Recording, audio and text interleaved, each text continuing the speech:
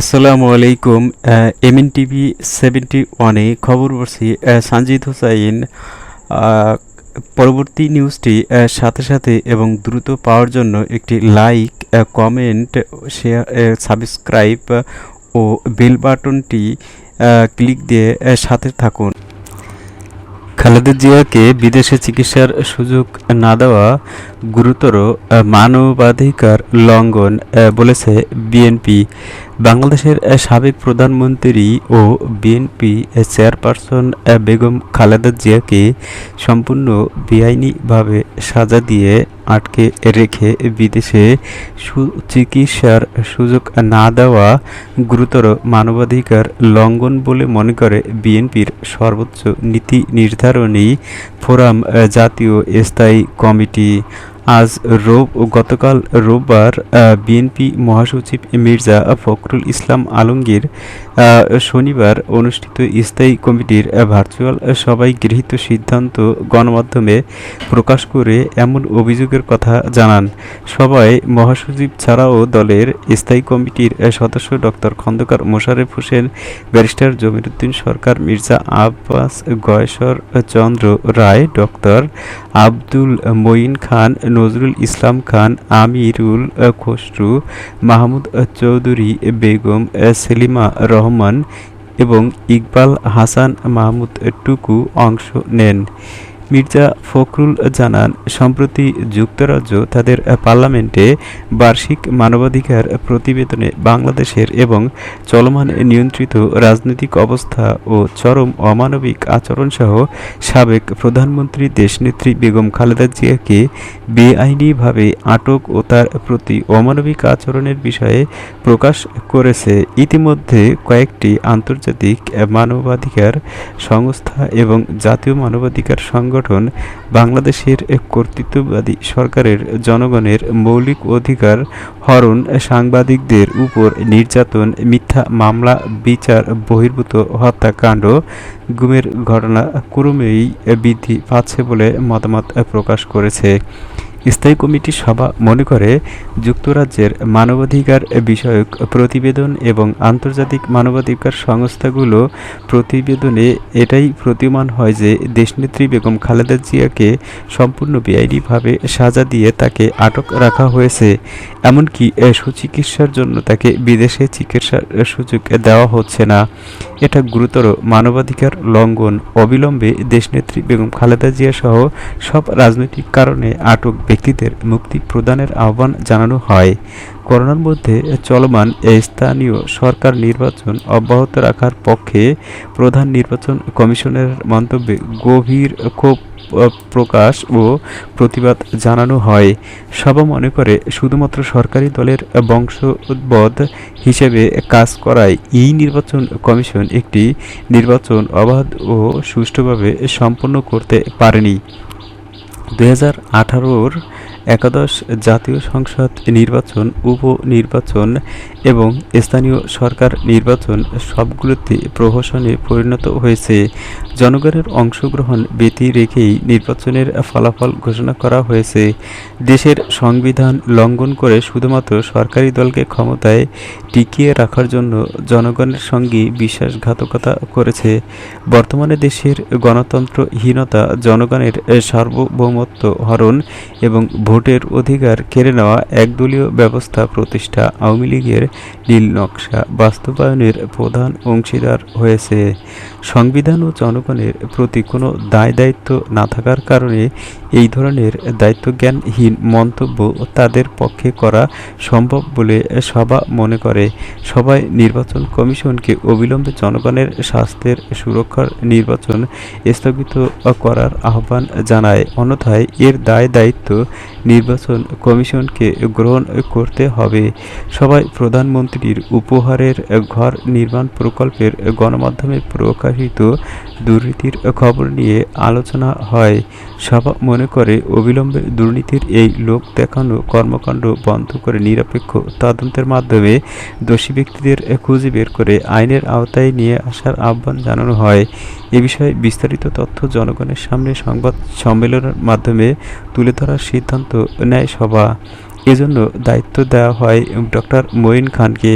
নারায়ণগঞ্জ জেলার রূপগঞ্জে Hashim food and beverage কারখানায় ভয়াবহ অগ্নিকাণ্ডে অগ্নিদগ্ধ হয়ে হতাহতের ঘটনায় গভীর শোক প্রকাশ করা হয় এবং নিহত ব্যক্তিদের বিদেহী আত্মার মাগফিরাত কামনা করা হয়। সভা মনে করে সরকারের সংশ্লিষ্ট সংস্থার চরম অবহেলায় এই ধরনের মর্মান্তিক ঘটনা বারবার সংঘটিত হচ্ছে। প্রকৃতপক্ষে এই ঘটনাটি হত্যার পর্যায়ে পড়ে শিল্প মন্ত্রণালয়ের অধীনস্থ সংশ্লিষ্ট সংস্থা কলকারখানা নির্মাণ মান পরিবেশ অগ্নি নির্মাণ ব্যবস্থা নিয়মিত পরিদর্শন ও নজরদারি না করার কারণেই এবং প্রশাসনিক দুর্বলতার কারণেই এই ভয়াবহ অগ্নিকাণ্ড সংঘটিত হয়েছে বলে সভা মনে করে। ফায়ার সার্ভিসের ভূমিকা সম্পর্কেও প্রশ্ন উত্থাপিত হয়েছে। ২৭ ঘন্টা ধরে আগুন নেভাতে না পারা গ্রহণযোগ্য হতে পারে না। সভা এই দুর্ঘটনার সুষ্ঠু ও নিরপেক্ষ তদন্ত দাবি করে এবং দায়ী ব্যক্তিদের অবিলম্বে আইনের আওতায় আনার দাবি জানায়। সবাই নিহত ও ক্ষতিগ্রস্ত ব্যক্তিদের যথাযথ ক্ষতিপূরণের আহ্বান জানানো হয়। সম্প্রতি ঢাকা জেলার সিভিল সার্জন ঢাকার সব হাসপাতালগুলোতে একটি সার্কুলার জারি করেছে এই বলে যে কোভিড-১৯ করোনা সংক্রান্ত কোনো তথ্য কোনো সাংবাদিক অথবা কোনো ব্যক্তি অথবা কোনো সংস্থাকে অনুমতি ব্যতিরেকে কেউ দিতে পারবে না। অর্থাৎ সিভিল সার্জনই এখন থেকে কোভিড সংক্রান্ত তথ্য যা তারা প্রকাশ করতে চান সেই সম্পর্কে গণমাধ্যম অথবা অন্যান্যদের জানাতে পারবেন। এই সিদ্ধান্ত মুক্ত তথ্য ও প্রবাহ নীতির বিরোধী। কোভিড-১৯ সারা বিশ্বের সঙ্গে বাংলাদেশেও চরম স্বাস্থ্য বিপর্যয় সৃষ্টি করেছে। এই নির্দেশ প্রমাণ করে যে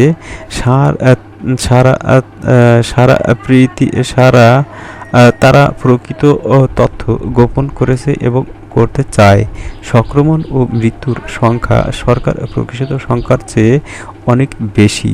সভা মনে করে এই ধরনের তথ্য গোপনের প্রচেষ্টা স্বাধীন গণমাধ্যম ও গণতন্ত্রপন্থী অবিলম্বে এইসব নির্দেশ এবং তথ্য গোপন করবার অপচেষ্টা বন্ধ করে জনগণের সামনে সত্য ও সঠিক চিত্র তুলে ধরলেই জনগণের সচেতনতা বৃদ্ধি পাবে এবং সমস্যা সমাধান সহজ হবে।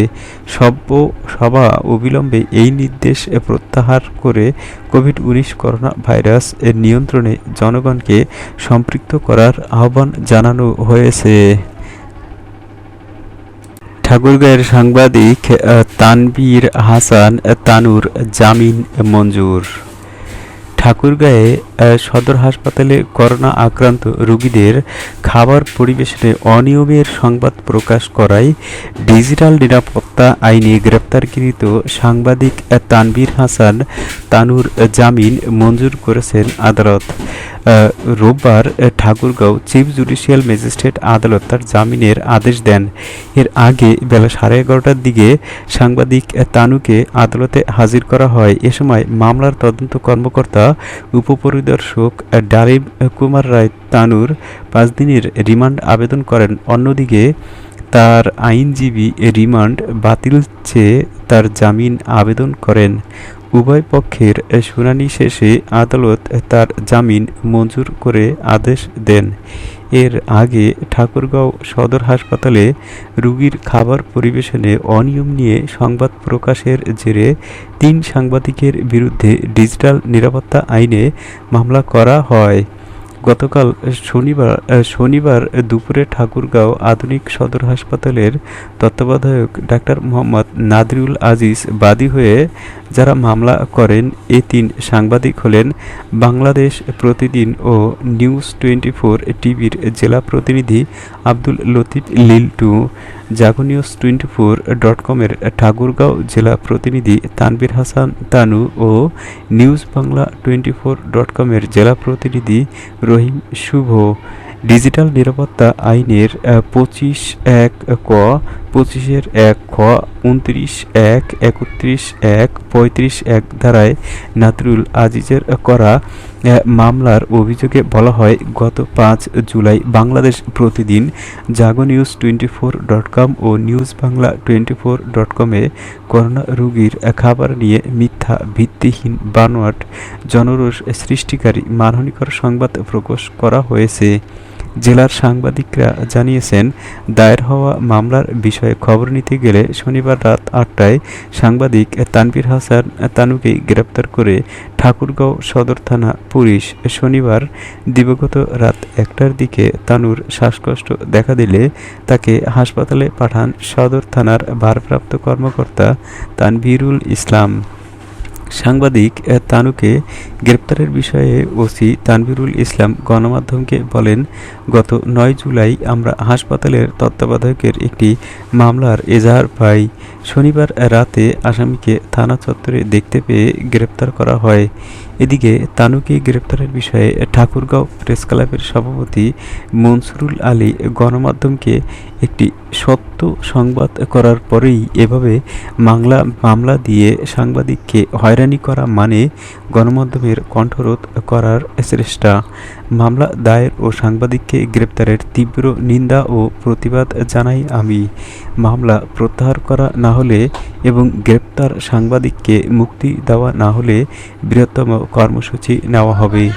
তানুকে গ্রেপ্তারের খবর পাওয়ার সঙ্গে সঙ্গে তার মুক্তি দাবিতে এবং মিথ্যা মামলা প্রত্যাহার চেয়ে জেলা প্রেস ক্লাব চত্বরে বিক্ষোভ করেন সাংবাদিকরা।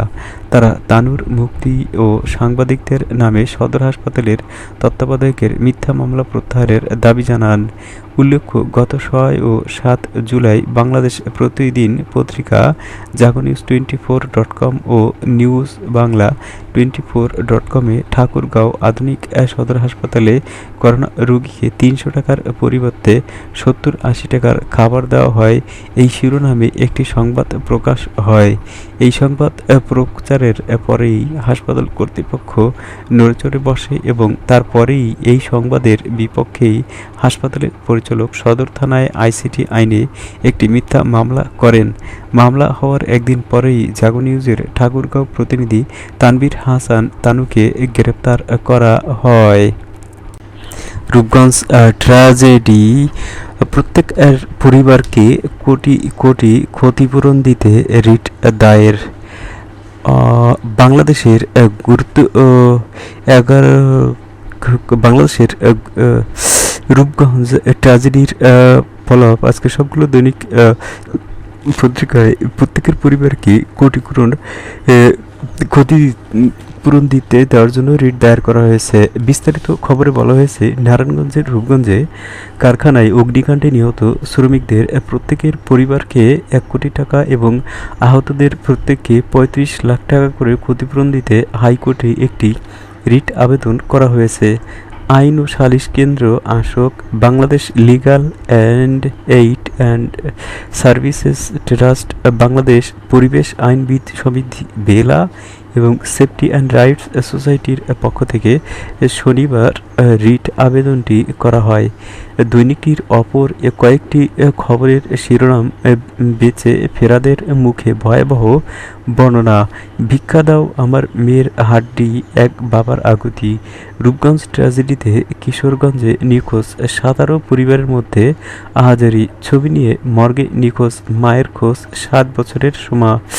নাজুক অগ্নি নিরাপত্তা ব্যবস্থা, অগ্নি ঝুঁকিতে 90% প্রতিষ্ঠান ও স্থাপনা।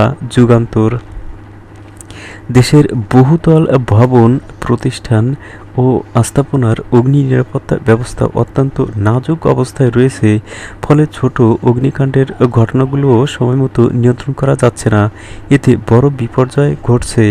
অগ্নি নির্বাপন ও উদ্ধারকারী সংস্থা ফায়ার সার্ভিসের জরিপ বিশ্লেষণ করে পাওয়া গেছে এমন তথ্য। সেখানে বলা হয়েছে 90.35% স্থাপনা অগ্নি ঝুঁকিতে রয়েছে। এর মধ্যে অতি ঝুঁকিপূর্ণ রয়েছে 22.79%।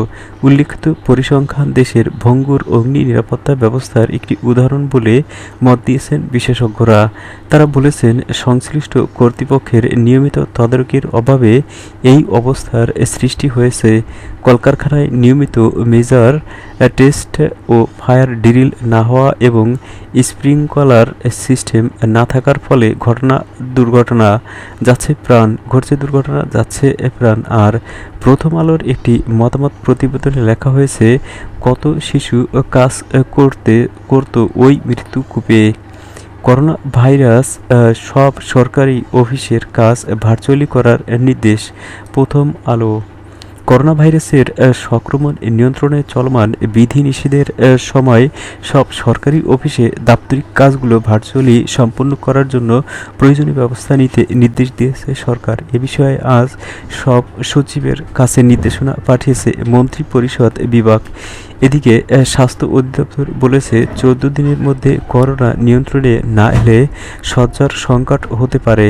কালের কণ্ঠ লিখেছে, খুলনা বিভাগে ফের বেড়েছে মৃত্যু। 24 ঘন্টায় 60 জন মারা গেছে। আশ্রয়ণ প্রকল্পে হরিলুট চলছে। বিএনপি। সরকারের আশ্রয়ণ প্রকল্প প্রসঙ্গে বিএনপি বলেছে, শুধু ব্যক্তি প্রচারের নামে যে নির্মাণ কাজ হচ্ছে তা কিছুদিন যেতে না যেতেই ভেঙে পড়েছে। এই প্রকল্পের কোটি কোটি টাকা হরিলুট চলছে। ঘটনায় দোষী ব্যক্তিদের শাস্তি দাবি করছে বিএনপি। চলমান করোনা পরিস্থিতিতে ঢাকা জেলার সিভিল সার্জন এক বিজ্ঞপ্তিতে জানিয়েছেন, তিনি ছাড়া জেলার চিকিৎসা সংশ্লিষ্ট কেউ গণমাধ্যমে তথ্য দিতে পারবেন না। এই সিদ্ধান্তের সমালোচনা করেছে বিএনপি। দলটি বলেছে, সরকার প্রকৃত তথ্য গোপন করছে। করোনায় সংক্রমিত ও মৃত মানুষের সংখ্যা আরও বেশি। তথ্য গোপনের চেষ্টা তথ্য প্রবাহের নীতির বিরোধী। ভারতের কয়েকটি খবরের বিস্তারিত। শুভেন্দু ফের অপসারিত। আনন্দবাজার পত্রিকা। বিস্তারিত খবরে লেখা হয়েছে, তৃতীয়বার সরকার গঠনের পরেই একের পর এক অরাজনৈতিক সংগঠন থেকে বিরোধী দলনেতা শুভেন্দু অধিকারীকে সরানোর কাজ শুরু করেছে তৃণমূল। এবার ঐতিহাসিক তাম্রলিপ্ত জনকল্যাণ সমিতির সভাপতি পদ থেকে তাকে সরানো হলো। তমলুকের এই জনকল্যাণ সমিতির সভাপতি পদে শুভেন্দুর বদলে আনা হলো রাজ্যের সেচ মন্ত্রী সৌমেন মহাপাত্রকে। তালেবানের দখলে কান্দাহার ও দ্রুত 50 কূটনীতিবিদকে দেশে ফেরালো ভারত। সংবাদ প্রতিদিন। আফগানিস্তানের পরিস্থিতির ক্রমশ অবনতি হচ্ছে।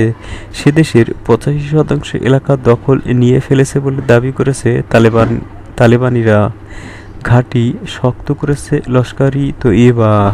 এমন পরিস্থিতিতে আরও ঝুঁকি নিতে চায় না ভারত। তাই কান্দাহার দূতাবাস থেকে 50 জন ভারতীয় কূটনীতিবিদ ও অন্যান্য কর্মীদের দেশে ফিরে আনা হলো রবিবার। তবে কান্দাহারের দূতাবাস বন্ধ করছে না ভারত। এ প্রসঙ্গে বিদেশ মন্ত্রকের মুখপাত্র অরিন্দম বাগচি জানিয়েছেন, কান্দাহারে থাকা ভারতীয় দূতাবাস বন্ধ করা হচ্ছে না। অর্থমন্ত্রী অমিত মিত্রর বিদায় আসন্ন। পরবর্তী অর্থমন্ত্রী কে, তুঙ্গে জল্পনা। আজকালের এ শিরোনামের খবরে লেখা হয়েছে, পশ্চিমবঙ্গের অর্থমন্ত্রী হিসেবে অমিত মিত্র 10 বছর পার করে ফেলেছেন। অর্থমন্ত্রী এবার বিদায় আসন্ন। কারণ হিসেবে জানা যাচ্ছে, আর ভোটে দাঁড়াচ্ছেন না অমিত মিত্র। প্রসঙ্গত 21-এর বিধানসভা ভোটেও দাঁড়াননি তিনি। কিন্তু ভোটের পর তৃতীয়বারের মতো মুখ্যমন্ত্রী হয়েই মমতা ব্যানার্জি ফের অমিত মিত্রকেই অর্থমন্ত্রী করেন। নভেম্বরে তার 6 মাসের মেয়াদ শেষ হচ্ছে। কারণ অর্থমন্ত্রী হিসেবে তারপরও কাজ চালাতে গেলে 6 মাসের মধ্যে তাকে উপনির্বাচনে জিততে আসতে হবে। তবে সেই সম্ভাবনা নেই বললেই চলে। শারীরিক অসুস্থতার জন্য আর উপনির্বাচনে দাঁড়াতে চান না অমিত মিত্র। ফলে রাজ্যের নতুন অর্থমন্ত্রী এখন কাকে করবেন, এটা মুখ্যমন্ত্রী মমতা ব্যানার্জির একটা বড় চ্যালেঞ্জ বলেই মনে করছে রাজনৈতিক মহল। বাংলাদেশে করোনার ভয়াবহ রূপ। রাজধানীর 5 স্থানে ফিল্ড হাসপাতাল করার সিদ্ধান্ত। বাংলাদেশে মহামারী করোনা ভাইরাস ভয়াবহ রূপ নিয়েছে। প্রতিদিন সংক্রমণ ও মৃত্যুর সংখ্যা লাফিয়ে লাফিয়ে বাড়ছে। এমন পরিস্থিতিতে বঙ্গবন্ধু শেখ মুজিব মেডিকেল বিশ্ববিদ্যালয়ের বিএসএমএমইউ কনভেনশন সেন্টার সহ রাজধানীর 5টি স্থানে করোনা ফিল্ড হাসপাতাল করার সিদ্ধান্ত নিয়েছে সরকার। শুক্রবার সন্ধ্যায় বঙ্গবন্ধু মেডিকেলের টিকা কেন্দ্র পরিদর্শন শেষে স্বাস্থ্য ও পরিবার কল্যাণ মন্ত্রণালয়ের স্বাস্থ্য সেবা সচিব বিভাগের লোকমান হোসেন মিয়া এ তথ্য জানিয়েছেন। স্বাস্থ্য সচিব বলেন, আমাদের ফিল্ড হাসপাতাল বড় আঙ্গিকে শুরু হবে। আমরা আশা করি স্বল্প সময়ের মধ্যে ঢাকায় আমরা এটি চালু করতে পারব। এই মুহূর্তে আমাদের ঢাকায় ফিল্ড হাসপাতালের প্রয়োজন নেই, তবুও আমরা প্রস্তুতি নিয়ে রাখছি। এই মুহূর্তে দেশে আইসিইউ সংকট নেই দাবি করে সচিব বলেন, রাজধানীতে আমাদের কেউ কোভিড ডেডিকেটেড সরকারি হাসপাতাল রয়েছে, অধিকাংশতেই পর্যাপ্ত আইসিইউ রয়েছে। এর আগে বুধবার 7 জুলাই স্বাস্থ্য অধিদপ্তর আয়োজিত ভার্চুয়াল বুলেটিনে অধিদপ্তরের মুখপাত্র অধ্যাপক ডাক্তার নাজমুল ইসলাম বলেছিলেন, আমাদের যেসব হাসপাতাল করোনার চিকিৎসা দেওয়া হচ্ছে সেই হাসপাতালগুলোতে কিভাবে শয্যা সংখ্যা বাড়ানো যায়, জনবল কিভাবে পুনর্বন্টন করা যায়, আমরা সেদিকে মনোযোগ দিয়েছি। এর বাইরে ফিল্ড হাসপাতাল করা যায় কিনা সে বিষয়টি আমরা যাচাই বাছাই করছি। প্রয়োজন হলে ফিল্ড হাসপাতাল করা হবে বলে মত দিয়েছেন। প্রধানমন্ত্রীকে আনারস উপহার পাঠালেন ত্রিপুরার মুখ্যমন্ত্রী। এবার বাংলাদেশের প্রধানমন্ত্রী শেখ হাসিনার জন্য 800 কেজি ত্রিপুরার বিখ্যাত রানী জাতের রসালো আনারস পাঠিয়েছেন ভারতের ত্রিপুরা রাজ্যের মুখ্যমন্ত্রী বিপ্লব কুমার দেব। রোববার সকাল 10টায় একটি পিকআপ ভ্যানে করে আনারসের চালান ব্রাহ্মণবাড়িয়ার আখাউড়া স্থলবন্দর সীমান্তে এসে পৌঁছায়। আখাউড়া আগরতলা শূন্য রেখায় আনারসের চালান ত্রিপুরা ইন্ডাস্ট্রি অ্যান্ড কমার্স ট্যুরিজমের পরিচালক তরিত কান্তি চাকমা চট্টগ্রামস্থ ভারতীয় হাইকমিশনের দ্বিতীয় সচিব সহকারী হাইকমিশনার উদত ঝার হাতে তুলে দেন। এ সময় অন্যান্যদের মধ্যে উপস্থিত ছিলেন আগরতলা ইন্ডাস্ট্রি ইন্টিগ্রেট চেকপোস্টের ব্যবস্থাপক দেবাশিস নন্দী, ত্রিপুরা হর্টিকালচারের পরিচালক doctor Phanibhushan Jamatia, Akhaura customs superintendent Mohammad Ali, Akhaura স্থল বন্দরের সহকারী পরিচালক Mostafizur Rahman, customs inspector Faruk Bhuiyan, Akhaura BGB ক্যাম্পের ইনচার্জ সুবেদার মোহাম্মদ আব্দুল মোতালেব সহ দুই দেশের ঊর্ধ্বতন কর্মকর্তারা উপস্থিত ছিলেন। এ সময় দুই দেশের কর্মকর্তারা জানান, বাংলাদেশের প্রধানমন্ত্রী শেখ হাসিনা গত 5 জুলাই রংপুরের বিখ্যাত হাড়িভাঙা আম পাঠিয়েছিলেন ত্রিপুরার মুখ্যমন্ত্রী বিপ্লব কুমার দেবের জন্য। এর বিপরীতে রোববার সকালে ত্রিপুরার মুখ্যমন্ত্রী বিপ্লব কুমার দেব 800 কেজি আনারস পাঠিয়েছেন বাংলাদেশের প্রধানমন্ত্রীর জন্য। তারা বলেন, এই ফল আদান প্রদানই মুখ্য বিষয় নয়, দুই দেশের মধ্যে যে চমৎকার সম্পর্ক বিদ্যমান রয়েছে এই ফল আদান প্রদানের মাধ্যমে এর প্রতিফলন ঘটেছে। দুই দেশের সৌহার্দ্যপূর্ণ সম্পর্ক আরও সুদৃঢ় হয়েছে। পেট্রোপণ্যের দাম কমানো না হলে কেন্দ্রীয় সরকারের বিরুদ্ধে বৃহত্তর আন্দোলনে নামা হবে, পার্থ চট্টোপাধ্যায় বলেছেন। ভারতের পশ্চিমবঙ্গের শিল্প ও বাণিজ্য মন্ত্রী পার্থ চট্টোপাধ্যায় বলেছেন, পেট্রোপণ্যের দাম কমানো না হলে কেন্দ্রীয় সরকারের বিরুদ্ধে বৃহত্তর আন্দোলনে নামা হবে। পেট্রোপণ্যের অস্বাভাবিক মূল্য বৃদ্ধির প্রতিবাদে তিনি আজ রোববার পশ্চিমবঙ্গের রাজধানী কলকাতায় এক অবস্থান বিক্ষোভ কর্মসূচিতে সামিল হয়ে ওই মন্তব্য করেন।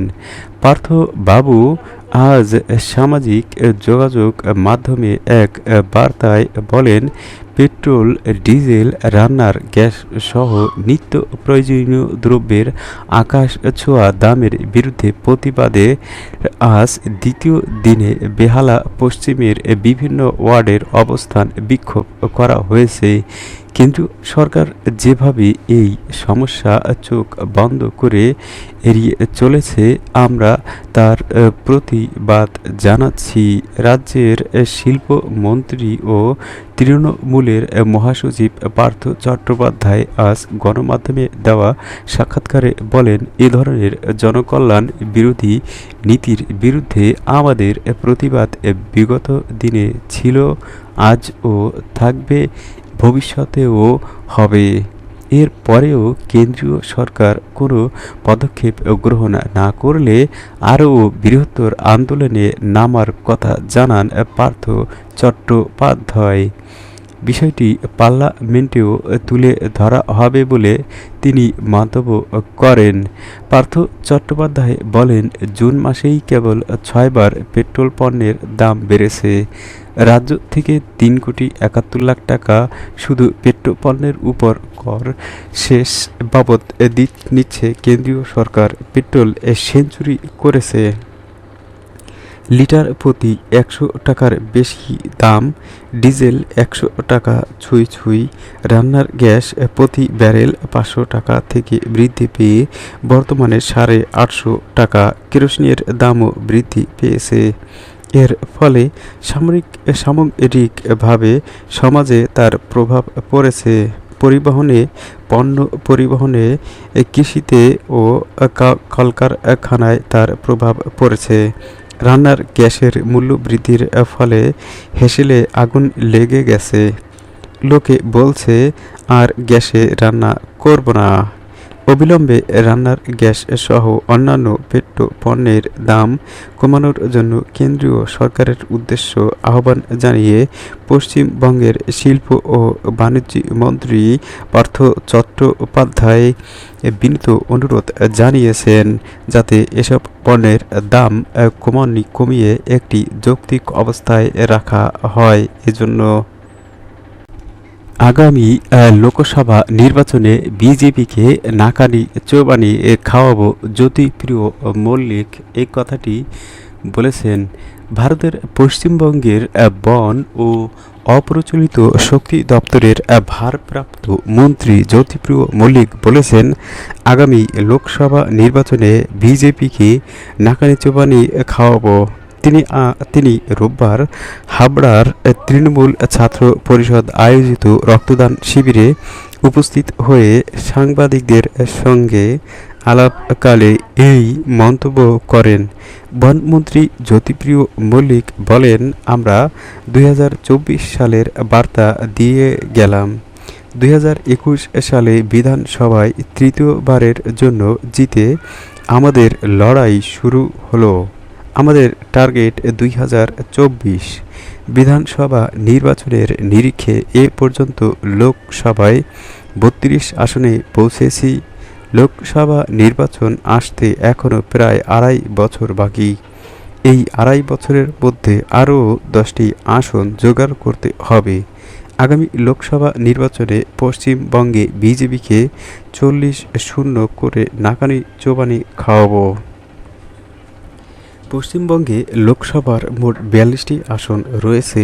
আগামী 2024 সালের লোকসভা নির্বাচনে 42টি আসনেই তৃণমূল জয়ী হবে এবং তারা বিজেপিকে পর্যুদস্ত করবে বলে রাজ্যের বনমন্ত্রী জানিয়েছেন।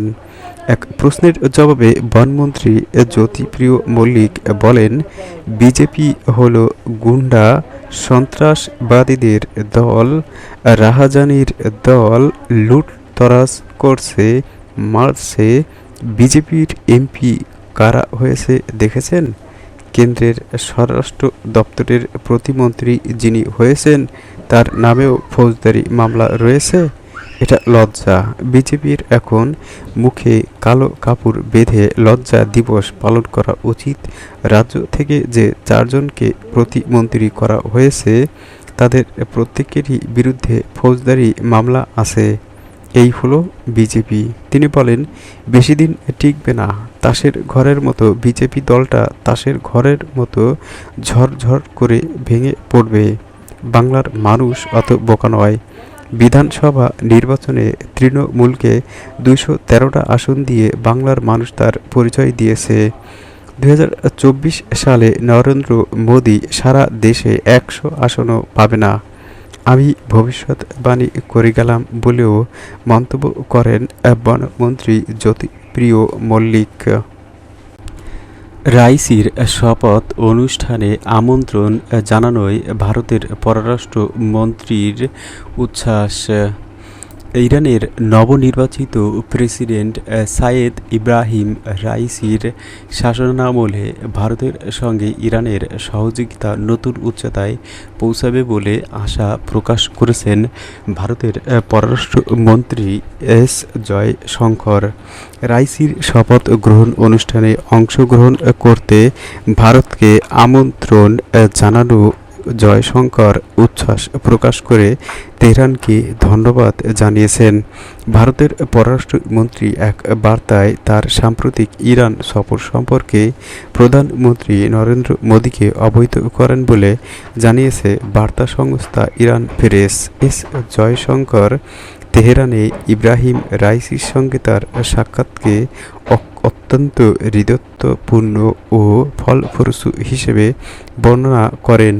এ সম্পর্কে ভারতীয় দৈনিক ইন্ডিয়ান এক্সপ্রেসে এস জয়শঙ্করের বরাতের বার্তা উদ্ধৃতি দিয়ে লিখেছে, রাইসির শপথ গ্রহণ অনুষ্ঠানে ভারতকে আমন্ত্রণ জানানোর ঘটনায় তার শাসনামলে ইরানের সঙ্গে আমাদের সম্পর্ক আরও সহযোগিতা আরও শক্তিশালী হবে বলে ইঙ্গিত পাওয়া যাচ্ছে।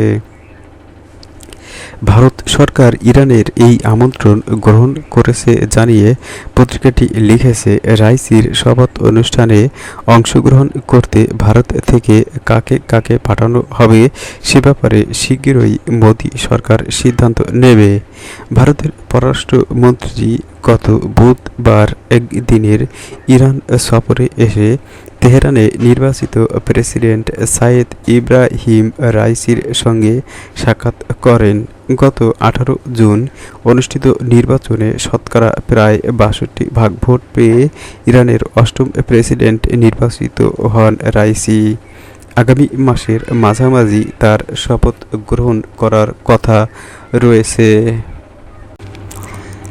খালেদা জিয়াকে বিদেশে চিকিৎসার সুযোগ না দেওয়া গুরুতর মানবাধিকার লঙ্ঘন বলেছে বিএনপি। বাংলাদেশের সাবেক প্রধানমন্ত্রী ও বিএনপি চেয়ারপারসন বেগম খালেদা জিয়াকে সম্পূর্ণ বেআইনিভাবে সাজা দিয়ে আটকে রেখে বিদেশে চিকিৎসার সুযোগ না দেওয়া গুরুতর মানবাধিকার লঙ্ঘন বলে মনে করে বিএনপির সর্বোচ্চ নীতি নির্ধারণী ফোরাম জাতীয় স্থায়ী কমিটি। গতকাল রোববার বিএনপি মহাসচিব মির্জা ফখরুল ইসলাম আলমগীর শনিবার অনুষ্ঠিত স্থায়ী কমিটির ভার্চুয়াল সভায় গৃহীত সিদ্ধান্ত গণমাধ্যমে প্রকাশ করে এমন অভিযোগের কথা জানান। সভায় মহাসচিব ছাড়াও দলের স্থায়ী কমিটির সদস্য ডক্টর খন্দকার মোশাররফ হোসেন, ব্যারিস্টার জমিরুদ্দিন সরকার, মির্জা আব্বাস গয়েশ্বর চন্দ্র রায়, ডক্টর আব্দুল মঈন খান, নজরুল ইসলাম খান, আমিরুল খসরু, মাহমুদ চৌধুরী, বেগম সেলিমা রহমান এবং ইকবাল হাসান মাহমুদ টুকু অংশ নেন। মির্জা ফখরুল জানান, সম্প্রতি যুক্তরাজ্য তাদের পার্লামেন্টে বার্ষিক মানবাধিকার প্রতিবেদনে বাংলাদেশের এবং চলমান নিয়ন্ত্রিত রাজনৈতিক অবস্থা ও চরম অমানবিক আচরণসহ সাবেক প্রধানমন্ত্রী দেশনেত্রী বেগম খালেদা জিয়াকে বেআইনিভাবে আটক ও তার প্রতি অমানবিক আচরণের বিষয়ে প্রকাশ করেছে। ইতিমধ্যে কয়েকটি আন্তর্জাতিক মানবাধিকার সংস্থা এবং জাতীয় মানবাধিকার সংগঠন বাংলাদেশের কর্তৃত্ববাদী সরকারের জনগণের মৌলিক অধিকার হরণ, সাংবাদিকদের উপর নির্যাতন, মিথ্যা মামলা, বিচার বহির্ভূত হত্যাকাণ্ড, গুমের ঘটনা ক্রমেই বৃদ্ধি পাচ্ছে বলে মতামত প্রকাশ করেছে। স্থায়ী কমিটির সভা মনে করে, যুক্তরাজ্যের মানবাধিকার বিষয়ক প্রতিবেদন এবং আন্তর্জাতিক মানবাধিকার সংস্থাগুলো প্রতিবেদনে এটাই প্রতীয়মান হয় যে দেশনেত্রী বেগম খালেদা জিয়াকে সম্পূর্ণ বেআইনিভাবে সাজা দিয়ে তাকে আটক রাখা হয়েছে। এমনকি সুচিকিৎসার জন্য তাকে বিদেশে চিকিৎসার সুযোগ দেওয়া হচ্ছে না। এটা গুরুতর মানবাধিকার লঙ্ঘন। অবিলম্বে দেশনেত্রী বেগম খালেদা জিয়া সহ সব রাজনৈতিক কারণে আটক ব্যক্তিদের মুক্তি প্রদানের আহ্বান জানানো হয়। করোনার মধ্যে চলমান স্থানীয় সরকার নির্বাচন অব্যাহত রাখার পক্ষে প্রধান নির্বাচন কমিশনের মন্তব্যে গভীর ক্ষোভ প্রকাশ ও প্রতিবাদ জানানো হয়। সভা মনে করে, শুধুমাত্র সরকারি দলের বংশোদ্ভূত হিসেবে কাজ করায় এই নির্বাচন কমিশন একটি নির্বাচন অবাধ ও সুষ্ঠুভাবে সম্পন্ন করতে পারেনি। 2018-র একাদশ জাতীয় সংসদ নির্বাচন, উপনির্বাচন এবং স্থানীয় সরকার নির্বাচন সবগুলোতে প্রহসনে পরিণত হয়েছে। জনগণের অংশগ্রহণ ব্যতি রেখেই নির্বাচনের ফলাফল ঘোষণা করা হয়েছে। দেশের সংবিধান লঙ্ঘন করে শুধুমাত্র সরকারি দলকে ক্ষমতায় টিকিয়ে রাখার জন্য জনগণের সঙ্গে বিশ্বাসঘাতকতা করেছে। বর্তমানে দেশের গণতন্ত্রহীনতা, জনগণের সার্বভৌমত্ব হরণ এবং ভোটের অধিকার কেড়ে নেওয়া, একদলীয় ব্যবস্থা প্রতিষ্ঠা আওয়ামী লীগের নীল নকশা বাস্তবায়নের প্রধান অংশীদার হয়েছে। সংবিধান ও জনগণের প্রতি কোনো দায়-দায়িত্ব না থাকার কারণে এই ধরনের দায়িত্বজ্ঞানহীন মন্তব্য তাদের পক্ষে করা সম্ভব বলে সভা মনে করে। সবাই নির্বাচন কমিশনকে অবিলম্বে জনগণের স্বাস্থ্যের সুরক্ষার নির্বাচন স্থগিত করার আহ্বান জানায়। অন্যথায় এর দায়-দায়িত্ব নির্বাচন কমিশনকে গ্রহণ করতে হবে। সবাই প্রধানমন্ত্রীর উপহারের ঘর নির্মাণ প্রকল্পের গণমাধ্যমে প্রকাশিত দুর্নীতির খবর নিয়ে আলোচনা হয়। সভা মনে করে, অবিলম্বে দুর্নীতির এই লোক দেখানো কর্মকাণ্ড বন্ধ করে নিরপেক্ষ তদন্তের মাধ্যমে দোষী ব্যক্তিদের খুঁজে বের করে আইনের আওতায় নিয়ে আসার আহ্বান জানানো হয়। এ বিষয়ে বিস্তারিত তথ্য জনগণের সামনে সংবাদ সম্মেলনের মাধ্যমে তুলে ধরার সিদ্ধান্ত নেয় সভা। এজন্য দায়িত্ব দেওয়া হয় ডক্টর মঈন খানকে। নারায়ণগঞ্জ জেলার রূপগঞ্জে হাশিম ফুড অ্যান্ড বেভারেজ কারখানায় ভয়াবহ অগ্নিকাণ্ডে অগ্নিদগ্ধ হয়ে হতাহতের ঘটনায় গভীর শোক প্রকাশ করা হয় এবং নিহত ব্যক্তিদের বিদেহী আত্মার মাগফিরাত কামনা করা হয়। সভা মনে করে, সরকারের সংশ্লিষ্ট সংস্থার চরম অবহেলায় এই ধরনের মর্মান্তিক ঘটনা বারবার সংঘটিত হচ্ছে। প্রকৃতপক্ষে এই ঘটনাটি হত্যার পর্যায়ে পড়ে। শিল্প মন্ত্রণালয়ের অধীনস্থ সংশ্লিষ্ট সংস্থা কলকারখানা নির্মাণ মান, পরিবেশ, অগ্নি নির্মাণ ব্যবস্থা নিয়মিত পরিদর্শন ও নজরদারি না করার কারণেই এবং প্রশাসনিক দুর্বলতার কারণেই এই ভয়াবহ অগ্নিকাণ্ড সংঘটিত হয়েছে বলে সভা মনে করে। ফায়ার সার্ভিসের ভূমিকা সম্পর্কেও প্রশ্ন উত্থাপিত হয়েছে। ২৭ ঘণ্টা ধরে আগুন নেভাতে না পারা গ্রহণযোগ্য হতে পারে না। সভা এই দুর্ঘটনার সুষ্ঠু ও নিরপেক্ষ তদন্ত দাবি করে এবং দায়ী ব্যক্তিদের অবিলম্বে আইনের আওতায় আনার দাবি জানায়। সবাই নিহত ও ক্ষতিগ্রস্ত ব্যক্তিদের যথাযথ ক্ষতিপূরণের আহ্বান জানানো হয়। সম্প্রতি ঢাকা জেলার সিভিল সার্জন ঢাকার সব হাসপাতালগুলোতে একটি সার্কুলার জারি করেছে, এই বলে যে কোভিড-19 করোনা সংক্রান্ত কোনো তথ্য কোনো সাংবাদিক অথবা কোনো ব্যক্তি অথবা কোনো সংস্থাকে অনুমতি ব্যতি রেখে কেউ দিতে পারবে না। অর্থাৎ সিভিল সার্জনই এখন থেকে কোভিড সংক্রান্ত তথ্য যা তারা প্রকাশ করতে চান সেই সম্পর্কে গণমাধ্যম অথবা অন্যান্যদের জানাতে পারবেন। এই সিদ্ধান্ত মুক্ত তথ্য ও প্রবাহ নীতির বিরোধী। কোভিড-19 সারা বিশ্বের সঙ্গে বাংলাদেশেও চরম স্বাস্থ্য বিপর্যয় সৃষ্টি করেছে। এই নির্দেশ প্রমাণ করে যে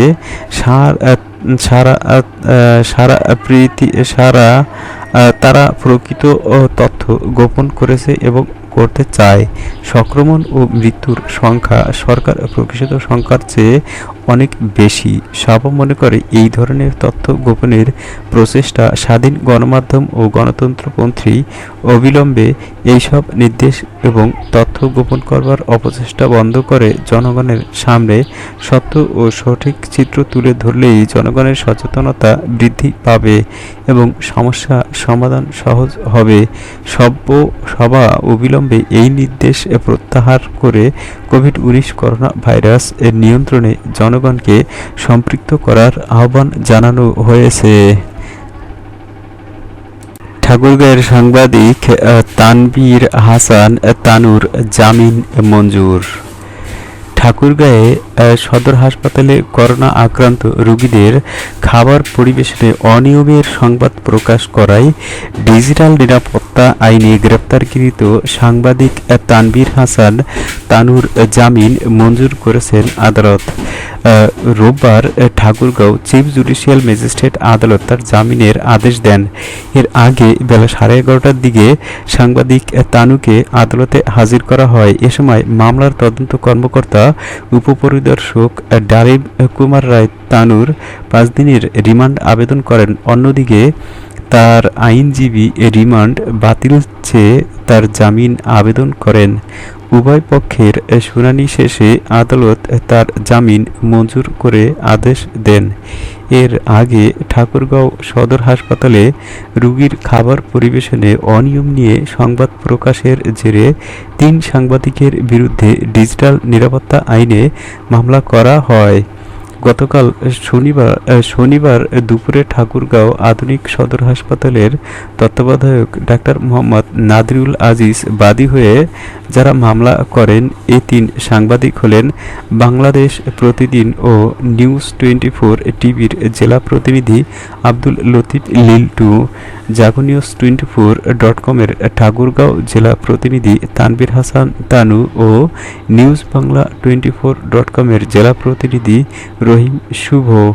ডিজিটাল নিরাপত্তা আইনের 25(1) ক, 25(1) খ, 29(1), 31(1), 35(1) ধারায় নাদিরুল আজিজের করা মামলার অভিযোগে বলা হয়, গত 5 জুলাই বাংলাদেশ প্রতিদিন, জাগনিউজ24.com ও নিউজ বাংলা 24.com-এ করোনা রোগীর খাবার নিয়ে মিথ্যা, ভিত্তিহীন, বানোয়াট, জনরোষ সৃষ্টিকারী, মানহানিকর সংবাদ প্রকাশ করা হয়েছে।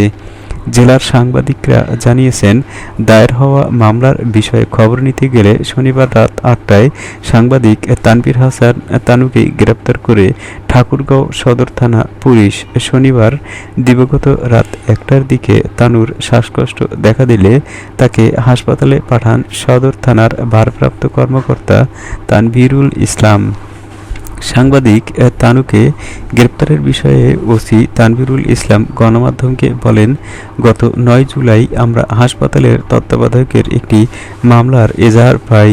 শনিবার রাতে আসামিকে থানা চত্বরে দেখতে পেয়ে গ্রেপ্তার করা হয়। এদিকে তানুকে গ্রেপ্তারের বিষয়ে ঠাকুরগাঁও প্রেস ক্লাবের সভাপতি মনসুরুল আলী গণমাধ্যমকে একটি সত্য সংবাদ করার পরেই এভাবে মামলা দিয়ে সাংবাদিককে হয়রানি করা মানে গণমাধ্যমের কণ্ঠরোধ করার চেষ্টা। মামলা দায়ের ও সাংবাদিককে গ্রেপ্তারের তীব্র নিন্দা ও প্রতিবাদ জানাই আমি। মামলা প্রত্যাহার করা না হলে এবং গ্রেপ্তার সাংবাদিককে মুক্তি দেওয়া না হলে বৃহত্তম কর্মসূচি নেওয়া হবে। তানুকে গ্রেপ্তারের খবর পাওয়ার সঙ্গে সঙ্গে তার মুক্তি দাবিতে এবং মিথ্যা মামলা প্রত্যাহার চেয়ে জেলা প্রেস ক্লাব চত্বরে বিক্ষোভ করেন সাংবাদিকরা। তারা তানুর মুক্তি ও সাংবাদিকদের নামে সদর হাসপাতালের তত্ত্বাবধায়কের মিথ্যা মামলা প্রত্যাহারের দাবি জানান।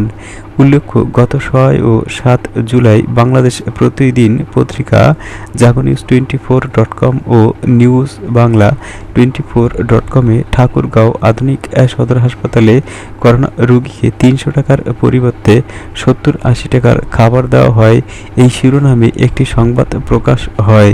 এই সংবাদ প্রচারের পরেই হাসপাতাল কর্তৃপক্ষ নড়েচড়ে বসে এবং তারপরেই এই সংবাদের বিপক্ষেই হাসপাতালের পরিচালক সদর থানায় আইসিটি আইনে একটি মিথ্যা মামলা করেন। মামলা হওয়ার একদিন পরেই জাগনিউজের ঠাকুরগাঁও প্রতিনিধি তানভীর হাসান তানুকে গ্রেপ্তার করা হয়। রূপগঞ্জ ট্র্যাজেডি, প্রত্যেক পরিবারকে কোটি কোটি ক্ষতিপূরণ দিতে রিট দায়ের। বাংলাদেশের গুরুত্ব এগারো বাংলাদেশের রূপগঞ্জ ট্র্যাজেডির ফলাফল আজকে সবগুলো দৈনিক পত্রিকায় প্রত্যেকের পরিবারকে ক্ষতিপূরণ ক্ষতিপূরণ দিতে দেওয়ার জন্য রিট দায়ের করা হয়েছে। বিস্তারিত খবরে বলা হয়েছে, নারায়ণগঞ্জের রূপগঞ্জে কারখানায় অগ্নিকাণ্ডে নিহত শ্রমিকদের প্রত্যেকের পরিবারকে 1 কোটি টাকা এবং আহতদের প্রত্যেককে 35 লাখ টাকা করে ক্ষতিপূরণ দিতে হাইকোর্টে একটি রিট আবেদন করা হয়েছে। আইন ও সালিশ কেন্দ্র Ashok, Bangladesh legal aid and services trust, Bangladesh পরিবেশ আইনবিদ সমিতি বেলা এবং সেফটি অ্যান্ড রাইটস সোসাইটির পক্ষ থেকে শনিবার রিট আবেদনটি করা হয়। দৈনিকটির অপর কয়েকটি খবরের শিরোনাম, বেঁচে ফেরাদের মুখে ভয়াবহ বর্ণনা, ভিক্ষা দাও আমার মেয়ের হাড্ডি, এক বাবার আকুতি, রূপগঞ্জ ট্র্যাজেডিতে কিশোরগঞ্জে নিখোঁজ 17 পরিবারের মধ্যে আহাজারি, ছবি নিয়ে মর্গে নিখোঁজ মায়ের খোঁজ 7 বছরের সোমা, নাজুক অগ্নি নিরাপত্তা ব্যবস্থা, অগ্নি ঝুঁকিতে 90% প্রতিষ্ঠান ও স্থাপনা। যুগান্তর, দেশের বহুতল ভবন, প্রতিষ্ঠান ও স্থাপনার অগ্নি নিরাপত্তা ব্যবস্থা অত্যন্ত নাজুক অবস্থায় রয়েছে, ফলে ছোট অগ্নিকাণ্ডের ঘটনাগুলোও সময়মতো নিয়ন্ত্রণ করা যাচ্ছে না। এতে বড় বিপর্যয় ঘটছে। অগ্নি নির্বাপন ও উদ্ধারকারী সংস্থা ফায়ার সার্ভিসের জরিপ বিশ্লেষণ করে পাওয়া গেছে এমন তথ্য। সেখানে বলা হয়েছে 90.35% স্থাপনা অগ্নি ঝুঁকিতে রয়েছে।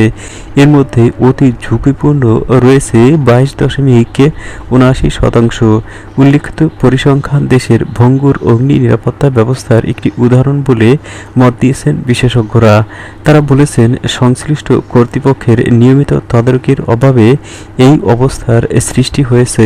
কলকারখানায় নিয়মিত মেজার টেস্ট ও ফায়ার ড্রিল না হওয়া এবং স্প্রিংকলার সিস্টেম না থাকার ফলে দুর্ঘটনা যাচ্ছে প্রাণ। আর প্রথম আলোর একটি মতামত প্রতিবেদনে লেখা হয়েছে, কত শিশু কাজ করত ওই মৃত্যুকূপে। করোনা ভাইরাস, সব সরকারি অফিসের কাজ ভার্চুয়ালি করার নির্দেশ। প্রথম আলো, করোনা ভাইরাসের সংক্রমণ নিয়ন্ত্রণে চলমান বিধিনিষেধের সময় সব সরকারি অফিসে দাপ্তরিক কাজগুলো ভার্চুয়ালি সম্পন্ন করার জন্য প্রয়োজনীয় ব্যবস্থা নিতে নির্দেশ দিয়েছে সরকার। এ বিষয়ে আজ সব সচিবের কাছে নির্দেশনা পাঠিয়েছে মন্ত্রী পরিষদ বিভাগ। এদিকে স্বাস্থ্য অধিদপ্তর বলেছে, 14 দিনের মধ্যে করোনা নিয়ন্ত্রণে না এলে শয্যার সংকট হতে পারে। কালের কণ্ঠ লিখেছে, খুলনা বিভাগে ফের বেড়েছে মৃত্যু, 24 ঘন্টায় 60 জন মারা গেছে। আশ্রয়ণ প্রকল্পে হরিলুট চলছে। বিএনপি, সরকারের আশ্রয়ণ প্রকল্প প্রসঙ্গে বিএনপি বলেছে, শুধু ব্যক্তি প্রচারের নামে যে নির্মাণ কাজ হচ্ছে তা কিছুদিন যেতে না যেতেই ভেঙে পড়েছে। এই প্রকল্পের কোটি কোটি টাকা হরিলুট চলছে। ঘটনায় দোষী ব্যক্তিদের শাস্তি দাবি করছে বিএনপি। চলমান করোনা পরিস্থিতিতে ঢাকা জেলার সিভিল সার্জন এক বিজ্ঞপ্তিতে জানিয়েছেন, তিনি ছাড়া জেলার চিকিৎসা সংশ্লিষ্ট কেউ গণমাধ্যমে তথ্য দিতে পারবেন না। এই সিদ্ধান্তের সমালোচনা করেছে বিএনপি। দলটি বলেছে, সরকার প্রকৃত তথ্য গোপন করছে। করোনায় সংক্রমিত ও মৃত্যু মানুষের সংখ্যা আরও বেশি। তথ্য গোপনের চেষ্টা তথ্য প্রবাহের নীতির বিরোধী। ভারতের কয়েকটি খবরের বিস্তারিত। শুভেন্দু ফের অপসারিত, আনন্দবাজার পত্রিকা। বিস্তারিত খবরে লেখা হয়েছে, তৃতীয়বার সরকার গঠনের পরেই একের পর এক অরাজনৈতিক সংগঠন থেকে বিরোধী দলনেতা শুভেন্দু অধিকারীকে সরানোর কাজ শুরু করেছে তৃণমূল।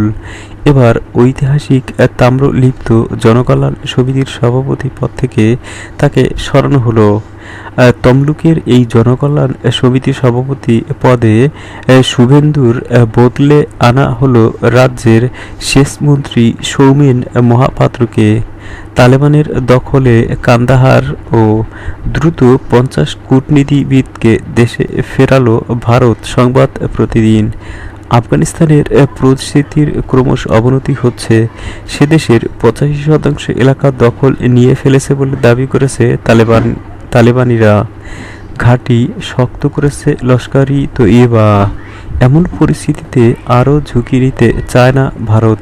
তাই কান্দাহার দূতাবাস থেকে 50 জন ভারতীয় কূটনীতিবিদ ও অন্যান্য কর্মীদের দেশে ফিরে আনা হলো রবিবার। তবে কান্দাহারের দূতাবাস বন্ধ করছে না ভারত। এ প্রসঙ্গে বিদেশ মন্ত্রকের মুখপাত্র অরিন্দম বাগচি জানিয়েছেন, কান্দাহারে থাকা ভারতীয় দূতাবাস বন্ধ করা হচ্ছে না।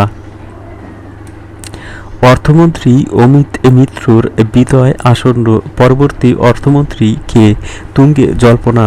আজকালের এ শিরোনামের খবরে লেখা হয়েছে, পশ্চিমবঙ্গের অর্থমন্ত্রী হিসেবে অমিত মিত্র 10 বছর পার করে ফেলেছেন। অর্থমন্ত্রী এবার বিদায় আসন্ন কারণ হিসেবে জানা যাচ্ছে, আর ভোটে দাঁড়াচ্ছেন না অমিত মিত্র। প্রসঙ্গত 21-এর বিধানসভা ভোটেও দাঁড়াননি তিনি, কিন্তু ভোটের পর তৃতীয়বারের মতো মুখ্যমন্ত্রী হয়েই মমতা ব্যানার্জি ফের অমিত মিত্রকেই অর্থমন্ত্রী করেন। নভেম্বরে তার 6 মাসের মেয়াদ শেষ হচ্ছে, কারণ অর্থমন্ত্রী হিসেবে তারপরও কাজ চালাতে গেলে 6 মাসের মধ্যে তাকে উপনির্বাচনে জিততে আসতে হবে। তবে সেই সম্ভাবনা নেই বললেই চলে। শারীরিক অসুস্থতার জন্য আর উপনির্বাচনে দাঁড়াতে চান না অমিত মিত্র। ফলে রাজ্যের নতুন অর্থমন্ত্রী এখন কাকে করবেন, এটা মুখ্যমন্ত্রী মমতা ব্যানার্জির একটা বড় চ্যালেঞ্জ বলেই মনে করছে রাজনৈতিক মহল। বাংলাদেশে করোনার ভয়াবহ রূপ, রাজধানীর 5 স্থানে ফিল্ড হাসপাতাল করার সিদ্ধান্ত। বাংলাদেশে মহামারী করোনা ভাইরাস ভয়াবহ রূপ নিয়েছে। প্রতিদিন সংক্রমণ ও মৃত্যুর সংখ্যা লাফিয়ে লাফিয়ে বাড়ছে। এমন পরিস্থিতিতে বঙ্গবন্ধু শেখ মুজিব মেডিকেল বিশ্ববিদ্যালয়ের বিএসএমএমইউ কনভেনশন সেন্টার সহ রাজধানীর 5টি স্থানে করোনা ফিল্ড হাসপাতাল করার সিদ্ধান্ত নিয়েছে সরকার। শুক্রবার সন্ধ্যায় বঙ্গবন্ধু মেডিকেলের টিকা কেন্দ্র পরিদর্শন শেষে স্বাস্থ্য ও পরিবার কল্যাণ মন্ত্রণালয়ের স্বাস্থ্য সেবা সচিব বিভাগের লোকমান হোসেন মিয়া এ তথ্য জানিয়েছেন। স্বাস্থ্য সচিব বলেন, আমাদের ফিল্ড হাসপাতাল বড় আঙ্গিকে শুরু হবে। আমরা আশা করি স্বল্প সময়ের মধ্যে ঢাকায় আমরা এটি চালু করতে পারব। এই মুহূর্তে আমাদের ঢাকায় ফিল্ড হাসপাতালের প্রয়োজন নেই, তবুও আমরা প্রস্তুতি নিয়ে রাখছি। এই মুহূর্তে দেশে আইসিইউ সংকট নেই দাবি করে সচিব বলেন, রাজধানীতে আমাদের কোভিড ডেডিকেটেড সরকারি হাসপাতাল রয়েছে, অধিকাংশতেই পর্যাপ্ত আইসিইউ রয়েছে। এর আগে বুধবার 7 জুলাই স্বাস্থ্য অধিদপ্তর আয়োজিত ভার্চুয়াল বুলেটিনে অধিদপ্তরের মুখপাত্র অধ্যাপক ডাক্তার নাজমুল ইসলাম বলেছিলেন, আমাদের যেসব হাসপাতাল করোনার চিকিৎসা দেওয়া হচ্ছে সেই হাসপাতালগুলোতে কিভাবে শয্যা সংখ্যা বাড়ানো যায়, জনবল কিভাবে পুনর্বন্টন করা যায়, আমরা সেদিকে মনোযোগ দিয়েছি। এর বাইরে ফিল্ড হাসপাতাল করা যায় কিনা সে বিষয়টি আমরা যাচাই বাছাই করছি। প্রয়োজন হলে ফিল্ড হাসপাতাল করা হবে বলে মত দিয়েছেন। প্রধানমন্ত্রীকে আনারস উপহার পাঠালেন ত্রিপুরার মুখ্যমন্ত্রী।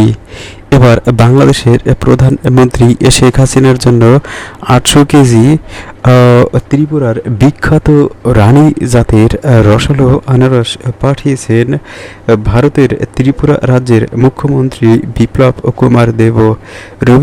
রোববার সকাল 10টায় একটি পিকআপ ভ্যানে করে আনারসের চালান ব্রাহ্মণবাড়িয়ার আখাউড়া স্থলবন্দর সীমান্তে এসে পৌঁছায়।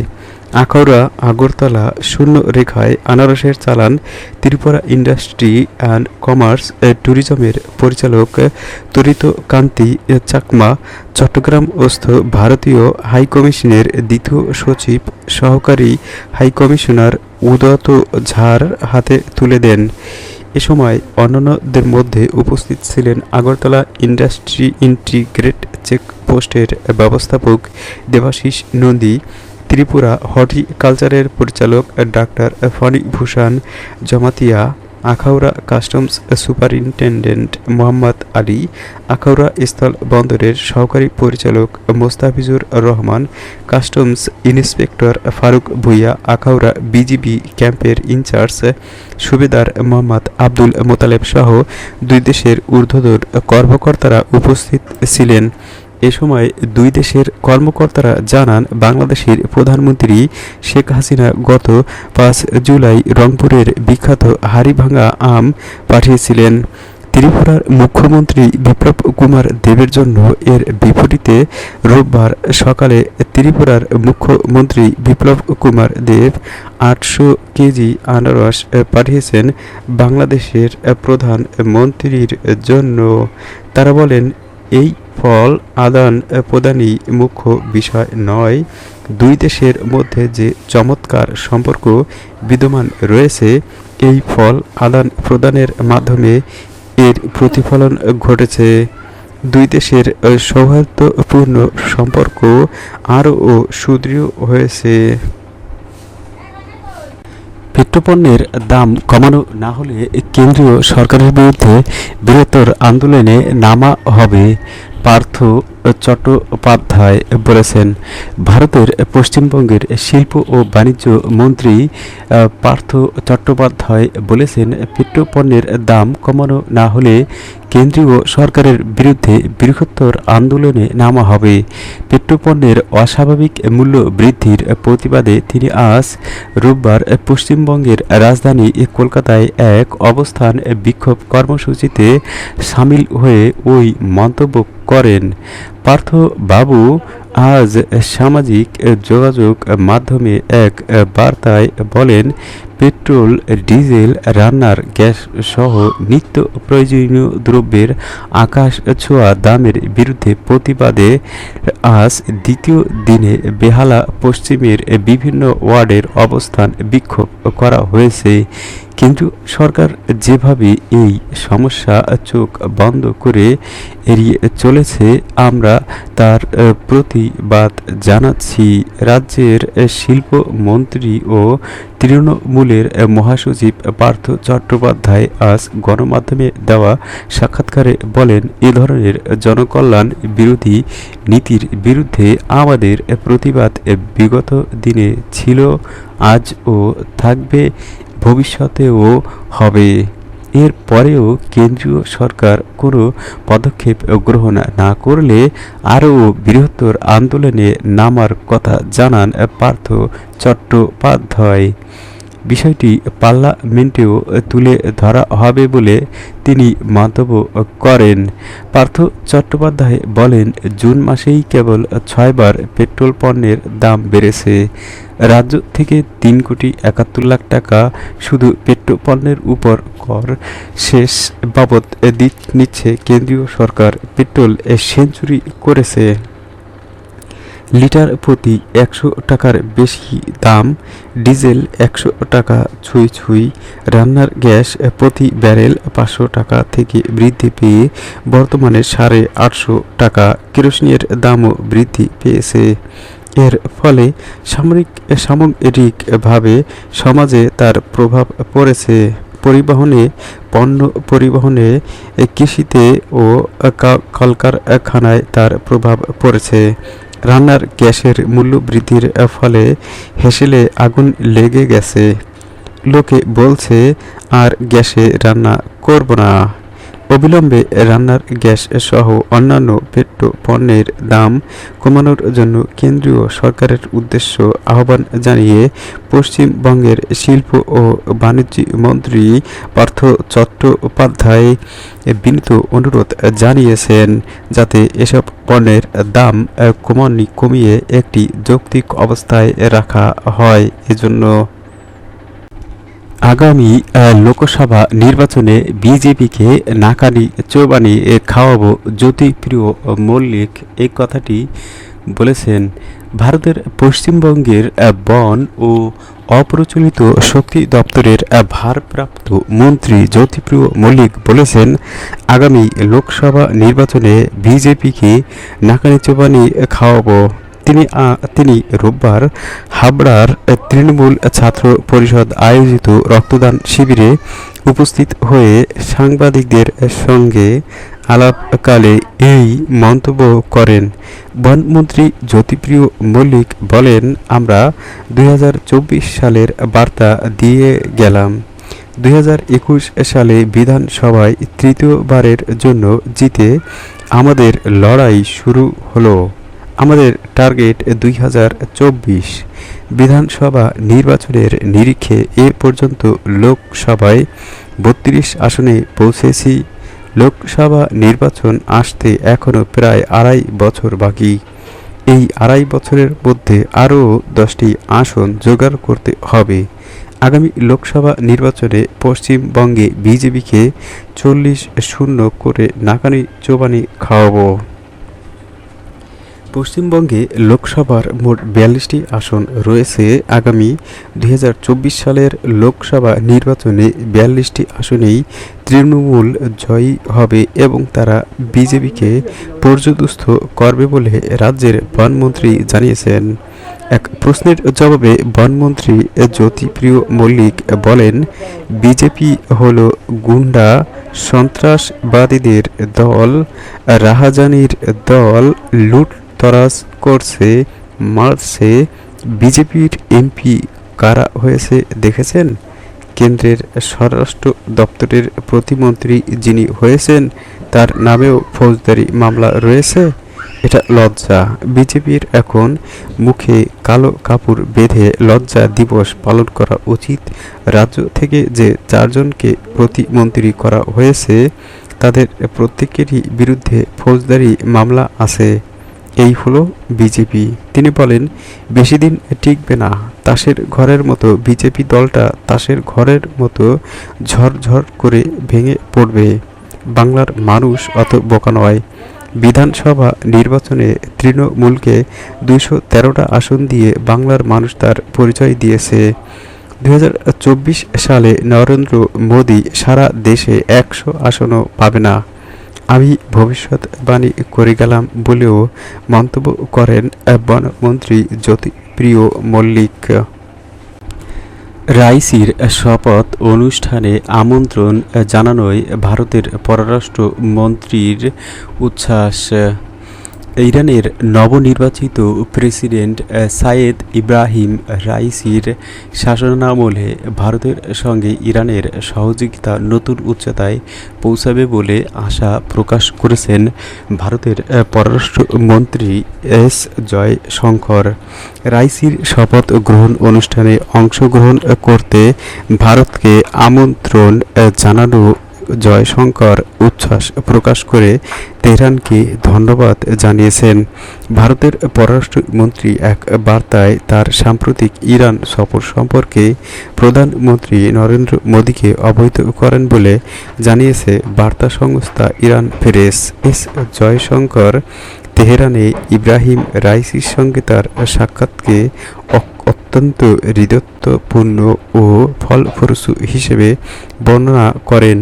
এ সম্পর্কে ভারতীয় দৈনিক ইন্ডিয়ান এক্সপ্রেসে এস জয়শঙ্করের বরাতের বার্তা উদ্ধৃতি দিয়ে লিখেছে, রাইসির শপথ গ্রহণ অনুষ্ঠানে ভারতকে আমন্ত্রণ জানানোর ঘটনায় তার শাসনামলে ইরানের সঙ্গে আমাদের সম্পর্ক আরও সহযোগিতা আরও শক্তিশালী হবে বলে ইঙ্গিত পাওয়া যাচ্ছে।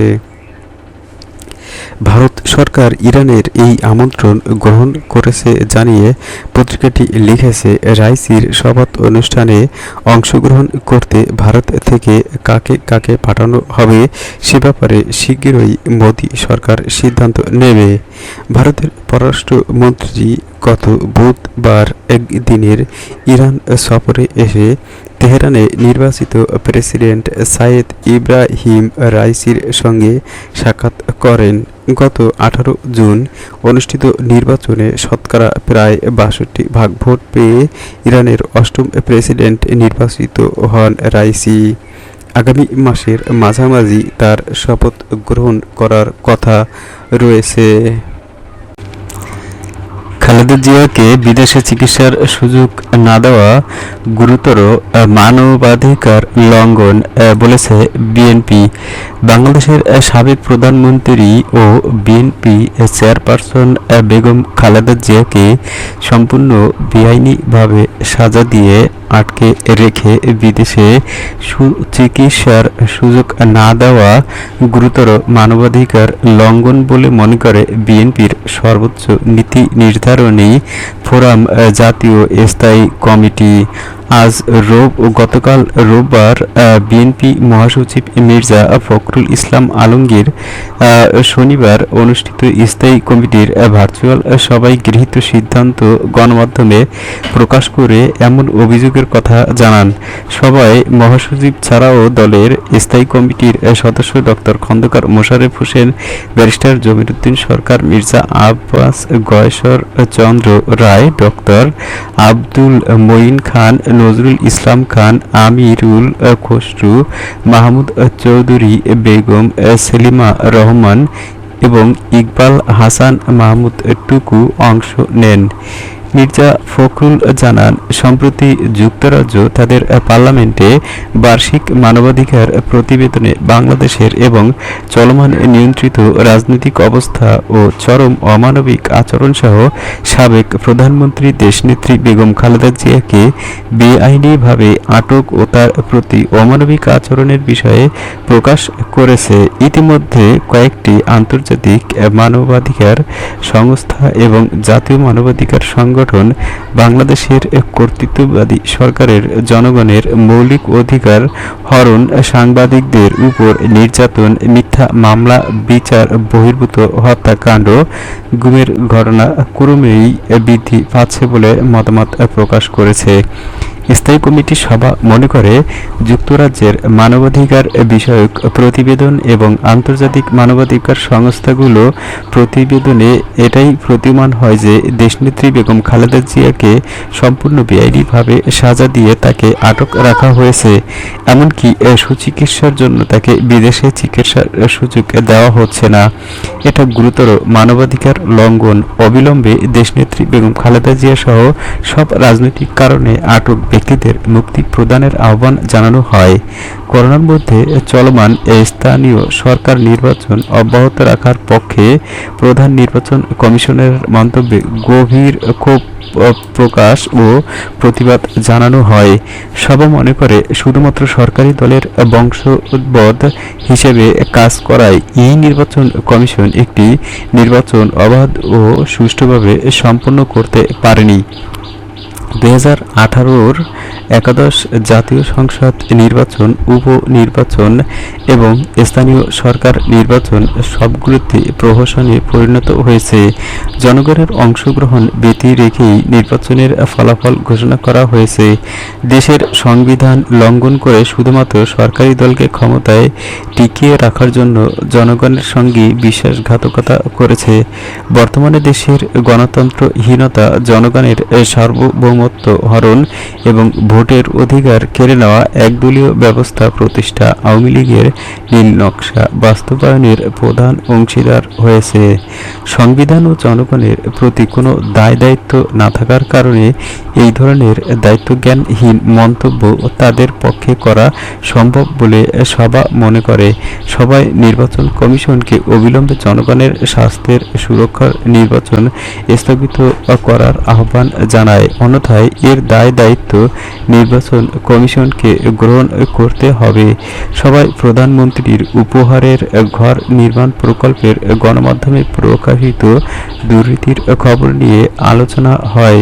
সভা মনে করে, অবিলম্বে দুর্নীতির এই লোক দেখানো কর্মকাণ্ড বন্ধ করে নিরপেক্ষ তদন্তের মাধ্যমে দোষী ব্যক্তিদের খুঁজে বের করে আইনের আওতায় নিয়ে আসার আহ্বান জানানো হয়। এ বিষয়ে বিস্তারিত তথ্য জনগণের সামনে সংবাদ সম্মেলনের মাধ্যমে তুলে ধরার সিদ্ধান্ত নেয় সভা। এজন্য দায়িত্ব দেওয়া হয় ডক্টর মঈন খানকে। নারায়ণগঞ্জ জেলার রূপগঞ্জে হাশিম ফুড অ্যান্ড বেভারেজ কারখানায় ভয়াবহ অগ্নিকাণ্ডে অগ্নিদগ্ধ হয়ে হতাহতের ঘটনায় গভীর শোক প্রকাশ করা হয় এবং নিহত ব্যক্তিদের বিদেহী আত্মার মাগফিরাত কামনা করা হয়। সভা মনে করে সরকারের সংশ্লিষ্ট সংস্থার চরম অবহেলায় এই ধরনের মর্মান্তিক ঘটনা বারবার সংঘটিত হচ্ছে। প্রকৃতপক্ষে এই ঘটনাটি হত্যার পর্যায়ে পড়ে। শিল্প মন্ত্রণালয়ের অধীনস্থ সংশ্লিষ্ট সংস্থা কলকারখানা নির্মাণ মান, পরিবেশ, অগ্নি নির্মাণ ব্যবস্থা নিয়মিত পরিদর্শন ও নজরদারি না করার কারণেই এবং প্রশাসনিক দুর্বলতার কারণেই এই ভয়াবহ অগ্নিকাণ্ড সংঘটিত হয়েছে বলে সভা মনে করে। ফায়ার সার্ভিসের ভূমিকা সম্পর্কেও প্রশ্ন উত্থাপিত হয়েছে। ২৭ ঘণ্টা ধরে আগুন নেভাতে না পারা গ্রহণযোগ্য হতে পারে না। সভা এই দুর্ঘটনার সুষ্ঠু ও নিরপেক্ষ তদন্ত দাবি করে এবং দায়ী ব্যক্তিদের অবিলম্বে আইনের আওতায় আনার দাবি জানায়। সভায় নিহত ও ক্ষতিগ্রস্ত ব্যক্তিদের যথাযথ ক্ষতিপূরণের আহ্বান জানানো হয়। সম্প্রতি ঢাকা জেলার সিভিল সার্জন ঢাকার সব হাসপাতালগুলোতে একটি সার্কুলার জারি করেছে, এই বলে যে কোভিড-১৯ করোনা সংক্রান্ত কোনো তথ্য কোনো সাংবাদিক অথবা কোনো ব্যক্তি অথবা কোনো সংস্থাকে অনুমতি ব্যতিরেকে কেউ দিতে পারবে না। অর্থাৎ সিভিল সার্জনই এখন থেকে কোভিড সংক্রান্ত তথ্য যা তারা প্রকাশ করতে চান সেই সম্পর্কে গণমাধ্যম অথবা অন্যান্যদের জানাতে পারবেন। এই সিদ্ধান্ত মুক্ত তথ্য ও প্রবাহ নীতির বিরোধী। কোভিড-১৯ সারা বিশ্বের সঙ্গে বাংলাদেশেও চরম স্বাস্থ্য বিপর্যয় সৃষ্টি করেছে। এই নির্দেশ প্রমাণ করে যে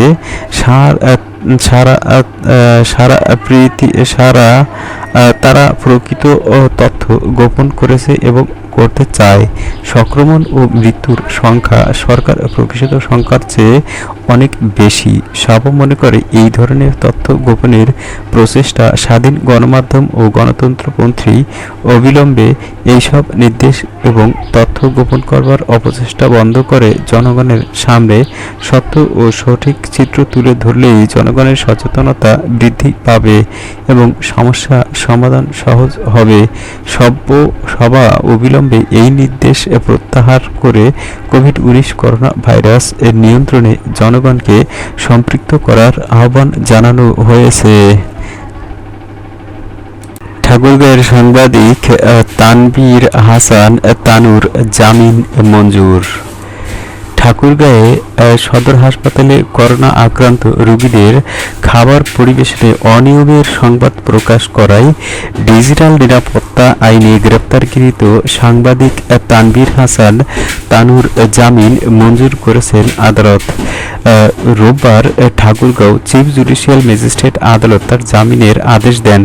এর আগে বেলা 11:30টার দিকে সাংবাদিক তানুকে আদালতে হাজির করা হয়। এ সময় মামলার তদন্ত কর্মকর্তা উপপরিদর্শক ডালিম কুমার রায় তানুর 5 দিনের রিমান্ড আবেদন করেন। অন্যদিকে তার আইনজীবী রিমান্ড বাতিল চেয়ে তার জামিন আবেদন করেন। উভয় পক্ষের শুনানি শেষে আদালত তার জামিন মঞ্জুর করে আদেশ দেন। এর আগে ঠাকুরগাঁও সদর হাসপাতালে রোগীর খাবার পরিবেশনে অনিয়ম নিয়ে সংবাদ প্রকাশের জেরে 3 সাংবাদিকের বিরুদ্ধে ডিজিটাল নিরাপত্তা আইনে মামলা করা হয়। গতকাল শনিবার দুপুরে ঠাকুরগাঁও আধুনিক সদর হাসপাতালের তত্ত্বাবধায়ক ডাক্তার মোহাম্মদ নাদিরুল আজিজ বাদী হয়ে যারা মামলা করেন এই 3 সাংবাদিক হলেন বাংলাদেশ প্রতিদিন ও নিউজ 24 টিভির জেলা প্রতিনিধি আব্দুল লতিফ লিল্টু, জাগনিউজ24.com-এর ঠাকুরগাঁও জেলা প্রতিনিধি তানভীর হাসান তানু ও নিউজ বাংলা 24.com-এর জেলা প্রতিনিধি রহিম শুভ। ডিজিটাল নিরাপত্তা আইনের 25(1)ক, 25(1)খ, 29(1), 31(1), 35(1) ধারায় নাদিরুল আজিজের করা মামলার অভিযোগে বলা হয়, গত 5 জুলাই বাংলাদেশ প্রতিদিন, জাগনিউজ24.com ও নিউজ বাংলা 24.com-এ করোনা রোগীর খাবার নিয়ে মিথ্যা, ভিত্তিহীন, বানোয়াট, জনরোষ সৃষ্টিকারী, মানহানিকর সংবাদ প্রকাশ করা হয়েছে। জেলার সাংবাদিকরা জানিয়েছেন, দায়ের হওয়া মামলার বিষয়ে খবর নিতে গেলে শনিবার রাত ৮টায় সাংবাদিক তানভীর হাসান তানুকে গ্রেপ্তার করে ঠাকুরগাঁও সদর থানা পুলিশ। শনিবার দিবাগত রাত ১টার দিকে তানুর শ্বাসকষ্ট দেখা দিলে তাকে হাসপাতালে পাঠান সদর থানার ভারপ্রাপ্ত কর্মকর্তা তানভীরুল ইসলাম। সাংবাদিক তানুকে গ্রেপ্তারের বিষয়ে ওসি তানভীরুল ইসলাম গণমাধ্যমকে বলেন, গত ৯ জুলাই আমরা হাসপাতালের তত্ত্বাবধায়কের একটি মামলার এজাহার পাই। শনিবার রাতে আসামিকে থানা চত্বরে দেখতে পেয়ে গ্রেপ্তার করা হয়। এদিকে তানুকে গ্রেপ্তারের বিষয়ে ঠাকুরগাঁও প্রেস ক্লাবের সভাপতি মনসুরুল আলী গণমাধ্যমকে একটি সত্য সংবাদ করার পরেই এভাবে মামলা দিয়ে সাংবাদিককে হয়রানি করা মানে গণমাধ্যমের কণ্ঠরোধ করার চেষ্টা। মামলা দায়ের ও সাংবাদিককে গ্রেপ্তারের তীব্র নিন্দা ও প্রতিবাদ জানাই আমি। মামলা প্রত্যাহার করা না হলে এবং গ্রেপ্তার সাংবাদিককে মুক্তি দেওয়া না হলে বৃহত্তম কর্মসূচি নেওয়া হবে। তানুকে গ্রেপ্তারের খবর পাওয়ার সঙ্গে সঙ্গে তার মুক্তি দাবিতে এবং মিথ্যা মামলা প্রত্যাহার চেয়ে জেলা প্রেস ক্লাব চত্বরে বিক্ষোভ করেন সাংবাদিকরা। তারা তানুর মুক্তি ও সাংবাদিকদের নামে সদর হাসপাতালের তত্ত্বাবধায়কের মিথ্যা মামলা প্রত্যাহারের দাবি জানান। উল্লেখ্য, গত ৬ ও ৭ জুলাই বাংলাদেশ প্রতিদিন পত্রিকা, জাগনিউজ24.com ও নিউজ বাংলা 24.com-এ ঠাকুরগাঁও আধুনিক সদর হাসপাতালে করোনা রোগীকে ৩০০ টাকার পরিবর্তে ৭০-৮০ টাকার খাবার দেওয়া হয় এই শিরোনামে একটি সংবাদ প্রকাশ হয়। এই সংবাদ প্রচারের পরেই হাসপাতাল কর্তৃপক্ষ নড়েচড়ে বসে এবং তারপরেই এই সংবাদের বিপক্ষেই হাসপাতালের পরিচালক সদর থানায় আইসিটি আইনে একটি মিথ্যা মামলা করেন। মামলা হওয়ার একদিন পরেই জাগো নিউজের ঠাকুরগাঁও প্রতিনিধি তানভীর হাসান তানুকে গ্রেপ্তার করা হয়। রূপগঞ্জ ট্র্যাজেডি, প্রত্যেক পরিবারকে কোটি কোটি ক্ষতিপূরণ দিতে রিট দায়ের। বাংলাদেশের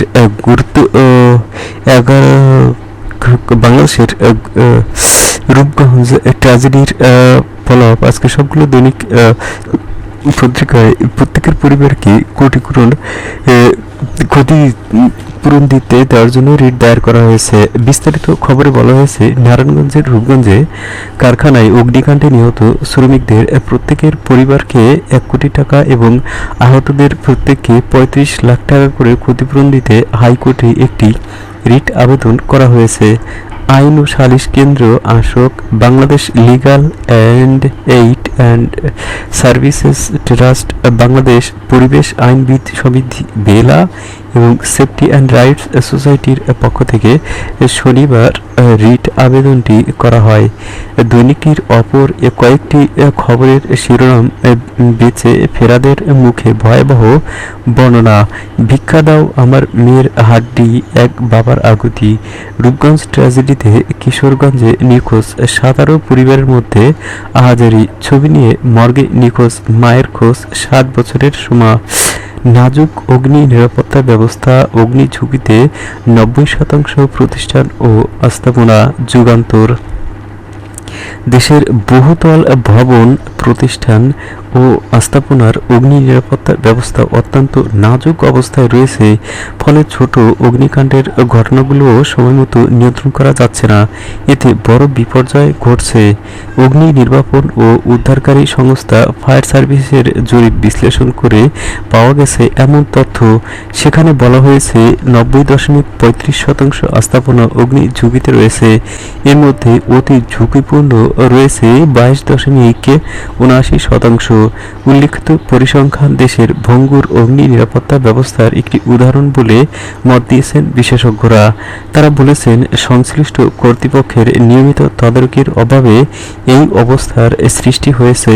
কলকারখানায় নিয়মিত মেজার টেস্ট ও ফায়ার ড্রিল না হওয়া এবং স্প্রিংকলার সিস্টেম না থাকার ফলে দুর্ঘটনা যাচ্ছে প্রাণ। আর প্রথম আলোর একটি মতামত প্রতিবেদনে লেখা হয়েছে, কত শিশু কাজ করত ওই মৃত্যুকূপে। করোনা ভাইরাস সব সরকারি অফিসের কাজ ভার্চুয়ালি করার নির্দেশ। প্রথম আলো। করোনা ভাইরাসের সংক্রমণ নিয়ন্ত্রণে চলমান বিধিনিষেধের সময় সব সরকারি অফিসে দাপ্তরিক কাজগুলো ভার্চুয়ালি সম্পন্ন করার জন্য প্রয়োজনীয় ব্যবস্থা নিতে নির্দেশ দিয়েছে সরকার। এ বিষয়ে আজ সব সচিবের কাছে নির্দেশনা পাঠিয়েছে মন্ত্রী পরিষদ বিভাগ। এদিকে স্বাস্থ্য অধিদপ্তর বলেছে 14 দিনের মধ্যে করোনা নিয়ন্ত্রণে না এলে শয্যার সংকট হতে পারে। কালের কণ্ঠ লিখেছে খুলনা বিভাগে ফের বেড়েছে মৃত্যু। 24 ঘন্টায় 60 জন মারা গেছে। আশ্রয়ণ প্রকল্পে হরিলুট চলছে। বিএনপি সরকারের আশ্রয়ণ প্রকল্প প্রসঙ্গে বিএনপি বলেছে শুধু ব্যক্তি প্রচারের নামে যে নির্মাণ কাজ হচ্ছে তা কিছুদিন যেতে না যেতেই ভেঙে পড়েছে। এই প্রকল্পের কোটি কোটি টাকা হরিলুট চলছে। ঘটনায় দোষী ব্যক্তিদের শাস্তি দাবি করছে বিএনপি। চলমান করোনা পরিস্থিতিতে ঢাকা জেলার সিভিল সার্জন এক বিজ্ঞপ্তিতে জানিয়েছেন তিনি ছাড়া জেলার চিকিৎসা সংশ্লিষ্ট কেউ গণমাধ্যমে তথ্য দিতে পারবেন না। এই সিদ্ধান্তের সমালোচনা করেছে বিএনপি। দলটি বলেছে সরকার প্রকৃত তথ্য গোপন করছে। করোনায় সংক্রমিত ও মৃত্যু মানুষের সংখ্যা আরও বেশি। তথ্য গোপনের চেষ্টা তথ্য প্রবাহের নীতির বিরোধী। ভারতের কয়েকটি খবরের বিস্তারিত। শুভেন্দু ফের অপসারিত। আনন্দবাজার পত্রিকা। বিস্তারিত খবরে লেখা হয়েছে তৃতীয়বার সরকার গঠনের পরেই একের পর এক অরাজনৈতিক সংগঠন থেকে বিরোধী দলনেতা শুভেন্দু অধিকারীকে সরানোর কাজ শুরু করেছে তৃণমূল। এবার ঐতিহাসিক তাম্রলিপ্ত জনকল্যাণ সমিতির সভাপতি পদ থেকে তাকে সরানো হলো। তমলুকের এই জনকল্যাণ সমিতির সভাপতি পদে শুভেন্দুর বদলে আনা হলো রাজ্যের সেচ মন্ত্রী সৌমেন মহাপাত্রকে। তালেবানের দখলে কান্দাহার ও দ্রুত 50 কূটনীতিবিদকে দেশে ফেরালো ভারত। সংবাদ প্রতিদিন। আফগানিস্তানের পরিস্থিতির ক্রমশ অবনতি হচ্ছে। সে দেশের 85% এলাকা দখল নিয়ে ফেলেছে বলে দাবি করেছে তালেবানিরা। ঘাঁটি শক্ত করেছে লস্কর-ই তৈয়বা। এমন পরিস্থিতিতে আরও ঝুঁকি নিতে চায় না ভারত। তাই কান্দাহার দূতাবাস থেকে 50 জন ভারতীয় কূটনীতিবিদ ও অন্যান্য কর্মীদের দেশে ফিরে আনা হলো রবিবার। তবে কান্দাহারের দূতাবাস বন্ধ করছে না ভারত। এ প্রসঙ্গে বিদেশ মন্ত্রকের মুখপাত্র অরিন্দম বাগচি জানিয়েছেন কান্দাহারে থাকা ভারতীয় দূতাবাস বন্ধ করা হচ্ছে না। অর্থমন্ত্রী অমিত মিত্রর বিদায় আসন্ন। পরবর্তী অর্থমন্ত্রী কে? তুঙ্গে জল্পনা। আজকালের এই শিরোনামের খবরে লেখা হয়েছে পশ্চিমবঙ্গের অর্থমন্ত্রী হিসেবে অমিত মিত্র 10 বছর পার করে ফেলেছেন। অর্থমন্ত্রী এবার বিদায় আসন্ন কারণ হিসেবে জানা যাচ্ছে আর ভোটে দাঁড়াচ্ছেন না অমিত মিত্র। প্রসঙ্গত 21-এর বিধানসভা ভোটেও দাঁড়াননি তিনি, কিন্তু ভোটের পর তৃতীয়বারের মতো মুখ্যমন্ত্রী হয়েই মমতা ব্যানার্জি ফের অমিত মিত্রকেই অর্থমন্ত্রী করেন। নভেম্বরে তার 6 মাসের মেয়াদ শেষ হচ্ছে। কারণ অর্থমন্ত্রী হিসেবে তারপরও কাজ চালাতে গেলে 6 মাসের মধ্যে তাকে উপনির্বাচনে জিততে আসতে হবে। তবে সেই সম্ভাবনা নেই বললেই চলে। শারীরিক অসুস্থতার জন্য আর উপনির্বাচনে দাঁড়াতে চান না অমিত মিত্র।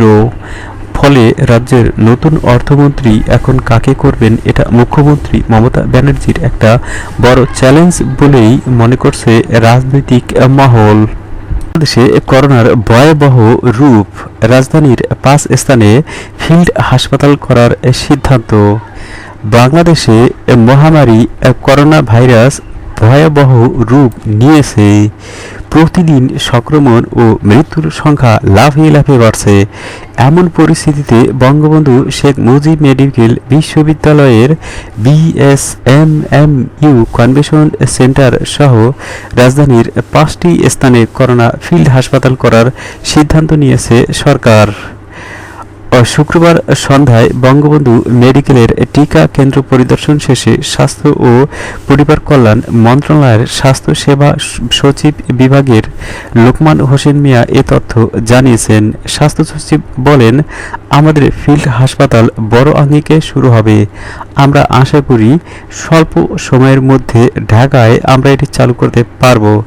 এই মুহূর্তে আমাদের ঢাকায় ফিল্ড হাসপাতালের প্রয়োজন নেই, তবুও আমরা প্রস্তুতি নিয়ে রাখছি। এই মুহূর্তে দেশে আইসিইউ সংকট নেই দাবি করে সচিব বলেন, রাজধানীতে আমাদের কোভিড ডেডিকেটেড সরকারি হাসপাতাল রয়েছে, অধিকাংশতেই পর্যাপ্ত আইসিইউ রয়েছে। এর আগে বুধবার ৭ জুলাই স্বাস্থ্য অধিদপ্তর আয়োজিত ভার্চুয়াল বুলেটিনে অধিদপ্তরের মুখপাত্র অধ্যাপক ডাক্তার নাজমুল ইসলাম বলেছিলেন, আমাদের যেসব হাসপাতাল করোনার চিকিৎসা দেওয়া হচ্ছে সেই হাসপাতালগুলোতে কিভাবে শয্যা সংখ্যা বাড়ানো যায়, জনবল কিভাবে পুনর্বন্টন করা যায়, আমরা সেদিকে মনোযোগ দিয়েছি।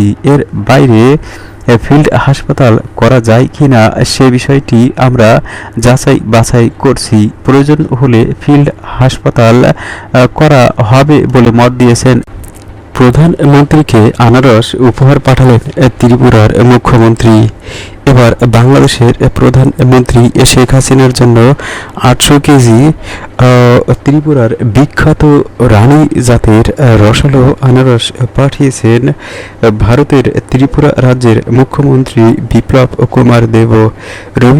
রোববার সকাল ১০টায় একটি পিকআপ ভ্যানে করে আনারসের চালান ব্রাহ্মণবাড়িয়ার আখাউড়া স্থলবন্দর সীমান্তে এসে পৌঁছায়। আখাউড়া আগরতলা শূন্য রেখায় আনারসের চালান ত্রিপুরা ইন্ডাস্ট্রি অ্যান্ড কমার্স ট্যুরিজমের পরিচালক তরিত কান্তি চাকমা চট্টগ্রামস্থ ভারতীয় হাইকমিশনের দ্বিতীয় সচিব সহকারী হাইকমিশনার উদত ঝার হাতে তুলে দেন। এ সময় অন্যান্যদের মধ্যে উপস্থিত ছিলেন আগরতলা ইন্ডাস্ট্রি ইন্টিগ্রেট চেকপোস্টের ব্যবস্থাপক দেবাশিস নন্দী, ত্রিপুরা হর্টিকালচারের পরিচালক doctor Phanibhushan Jamatia, Akhaura customs superintendent Mohammad Ali, Akhaura স্থল বন্দরের সহকারী পরিচালক Mostafizur Rahman, customs inspector Faruk Bhuiyan, Akhaura BGB ক্যাম্পের ইনচার্জ সুবেদার মোহাম্মদ আব্দুল মোতালেব সহ দুই দেশের ঊর্ধ্বতন কর্মকর্তারা উপস্থিত ছিলেন। এ সময় দুই দেশের কর্মকর্তারা জানান, বাংলাদেশের প্রধানমন্ত্রী শেখ হাসিনা গত ৫ জুলাই রংপুরের বিখ্যাত হাড়িভাঙা আম পাঠিয়েছিলেন ত্রিপুরার মুখ্যমন্ত্রী বিপ্লব কুমার দেবের জন্য। এর বিপরীতে রোববার সকালে ত্রিপুরার মুখ্যমন্ত্রী বিপ্লব কুমার দেব ৮০০ কেজি আনারস পাঠিয়েছেন বাংলাদেশের প্রধানমন্ত্রীর জন্য। তারা বলেন, এই ফল আদান প্রদানই মুখ্য বিষয় নয়, দুই দেশের মধ্যে যে চমৎকার সম্পর্ক বিদ্যমান রয়েছে এই ফল আদান প্রদানের মাধ্যমে এর প্রতিফলন ঘটেছে। দুই দেশের সৌহার্দ্যপূর্ণ সম্পর্ক আরও সুদৃঢ় হয়েছে। পেট্রোপণ্যের দাম কমানো না হলে কেন্দ্রীয় সরকারের বিরুদ্ধে বৃহত্তর আন্দোলনে নামা হবে, পার্থ চট্টোপাধ্যায় বলেছেন। ভারতের পশ্চিমবঙ্গের শিল্প ও বাণিজ্য মন্ত্রী পার্থ চট্টোপাধ্যায় বলেছেন, পেট্রোপণ্যের দাম কমানো না হলে কেন্দ্রীয় সরকারের বিরুদ্ধে বৃহত্তর আন্দোলনে নামা হবে। পেট্রোপণ্যের অস্বাভাবিক মূল্য বৃদ্ধির প্রতিবাদে তিনি আজ রোববার পশ্চিমবঙ্গের রাজধানী কলকাতায় এক অবস্থান বিক্ষোভ কর্মসূচিতে সামিল হয়ে ওই মন্তব্য করেন। পার্থ বাবু আজ সামাজিক যোগাযোগ মাধ্যমে এক বার্তায় বলেন, পেট্রোল, ডিজেল, রান্নার গ্যাস সহ নিত্য প্রয়োজনীয় দ্রব্যের আকাশ ছোঁয়া দামের বিরুদ্ধে প্রতিবাদে আজ দ্বিতীয় দিনে বেহালা পশ্চিমের বিভিন্ন ওয়ার্ডের অবস্থান বিক্ষোভ করা হয়েছে। কেন্দ্রীয় সরকার যেভাবে এই সমস্যা চোখ বন্ধ করে এড়িয়ে চলেছে, আমরা তার প্রতিবাদ জানাচ্ছি। রাজ্যের শিল্পমন্ত্রী ও তৃণমূলের মহাসচিব পার্থ চট্টোপাধ্যায় আজ গণমাধ্যমে দেওয়া সাক্ষাৎকারে বলেন, এ ধরনের জনকল্যাণ বিরোধী নীতির বিরুদ্ধে আমাদের প্রতিবাদ বিগত দিনে ছিল, আজও থাকবে, ভবিষ্যতেও হবে। এর পরেও কেন্দ্রীয় সরকার কোনো পদক্ষেপ গ্রহণ না করলে আরও বৃহত্তর আন্দোলনে নামার কথা জানান পার্থ চট্টোপাধ্যায়। বিষয়টি পার্লামেন্টেও তুলে ধরা হবে বলে তিনি মন্তব্য করেন। পার্থ চট্টোপাধ্যায় বলেন, জুন মাসেই কেবল 6বার পেট্রোল পণ্যের দাম বেড়েছে। রাজ্য থেকে 3,71,00,000 টাকা শুধু পেট্রোল পণ্যের উপর কর শেষ বাবদ নিচ্ছে কেন্দ্রীয় সরকার। পেট্রোল সেঞ্চুরি করেছে, লিটার প্রতি 100 টাকার বেশি দাম, ডিজেল 100 টাকা ছুঁই ছুঁই, রান্নার গ্যাস প্রতি ব্যারেল 500 টাকা থেকে বৃদ্ধি পেয়ে বর্তমানে 850 টাকা, কেরোসিনের দামও বৃদ্ধি পেয়েছে। এর ফলে সামগ্রিকভাবে সমাজে তার প্রভাব পড়েছে। পরিবহনে, পণ্য পরিবহনে, কৃষিতে ও কলকারখানায় তার প্রভাব পড়েছে। রান্নার গ্যাসের মূল্য বৃদ্ধির ফলে হেসেলে আগুন লেগে গেছে। লোকে বলছে আর গ্যাসে রান্না করব না। অবিলম্বে রান্নার গ্যাস সহ অন্যান্য পেট্রো পণ্যের দাম কমানোর জন্য কেন্দ্রীয় সরকারের উদ্দেশ্য আহ্বান জানিয়ে পশ্চিমবঙ্গের শিল্প ও বাণিজ্য মন্ত্রী পার্থ চট্টোপাধ্যায় বিনীত অনুরোধ জানিয়েছেন যাতে এসব পণ্যের দাম কমিয়ে একটি যৌক্তিক অবস্থায় রাখা হয়। এজন্য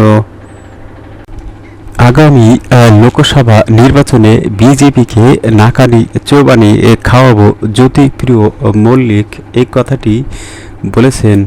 ভারতের পশ্চিমবঙ্গের বন ও অপ্রচলিত শক্তি দপ্তরের ভারপ্রাপ্ত মন্ত্রী জ্যোতিপ্রিয় মল্লিক বলেছেন, আগামী লোকসভা নির্বাচনে বিজেপিকে নাকানি চৌবানি খাওয়াবো। তিনি রোববার হাবড়ার তৃণমূল ছাত্র পরিষদ আয়োজিত রক্তদান শিবিরে উপস্থিত হয়ে সাংবাদিকদের সঙ্গে আলাপকালে এই মন্তব্য করেন। বনমন্ত্রী জ্যোতিপ্রিয় মল্লিক বলেন, আমরা 2024 সালের বার্তা দিয়ে গেলাম। 2021 সালে বিধানসভায় তৃতীয়বারের জন্য জিতে আমাদের লড়াই শুরু হলো। আমাদের টার্গেট 2024 বিধানসভা নির্বাচনের নিরিখে এ পর্যন্ত লোকসভায় 32 আসনে পৌঁছেছি। লোকসভা নির্বাচন আসতে এখনও প্রায় 2.5 বছর বাকি। এই 2.5 বছরের মধ্যে আরও 10টি আসন জোগাড় করতে হবে। আগামী লোকসভা নির্বাচনে পশ্চিমবঙ্গে বিজেপিকে 40-0 করে নাকানি চৌবানি খাওয়াবো। পশ্চিমবঙ্গে লোকসভার মোট 42টি আসন রয়েছে। আগামী 2024 সালের লোকসভা নির্বাচনে 42টি আসনেই তৃণমূল জয়ী হবে এবং তারা বিজেপিকে পর্যদস্ত করবে বলে রাজ্যের বনমন্ত্রী জানিয়েছেন। এক প্রশ্নের জবাবে বনমন্ত্রী জ্যোতিপ্রিয় মল্লিক বলেন, বিজেপি হলো গুন্ডা সন্ত্রাসবাদীদের দল, রাহাজানির দল, লুটতরাজ করছে, মারছে। বিজেপির এমপি কারা হয়েছে দেখেছেন? কেন্দ্রের স্বরাষ্ট্র দপ্তরের প্রতিমন্ত্রী যিনি হয়েছেন তার নামেও ফৌজদারি মামলা রয়েছে। এটা লজ্জা। বিজেপির এখন মুখে কালো কাপড় বেঁধে লজ্জা দিবস পালন করা উচিত। রাজ্য থেকে যে 4 জনকে প্রতিমন্ত্রী করা হয়েছে তাদের প্রত্যেকেরই বিরুদ্ধে ফৌজদারি মামলা আছে। এই হলো বিজেপি। তিনি বলেন, বেশি দিন টিকবে না। তাসের ঘরের মতো বিজেপি দলটা তাসের ঘরের মতো ঝরঝর করে ভেঙে পড়বে। বাংলার মানুষ অত বোকা নয়। বিধানসভা নির্বাচনে তৃণমূলকে 213টা আসন দিয়ে বাংলার মানুষ তার পরিচয় দিয়েছে। 2024 সালে নরেন্দ্র মোদী সারা দেশে 100 আসনও পাবে না। আমি ভবিষ্যৎবাণী করে গেলাম বলেও মন্তব্য করেন বনমন্ত্রী জ্যোতিপ্রিয় মল্লিক।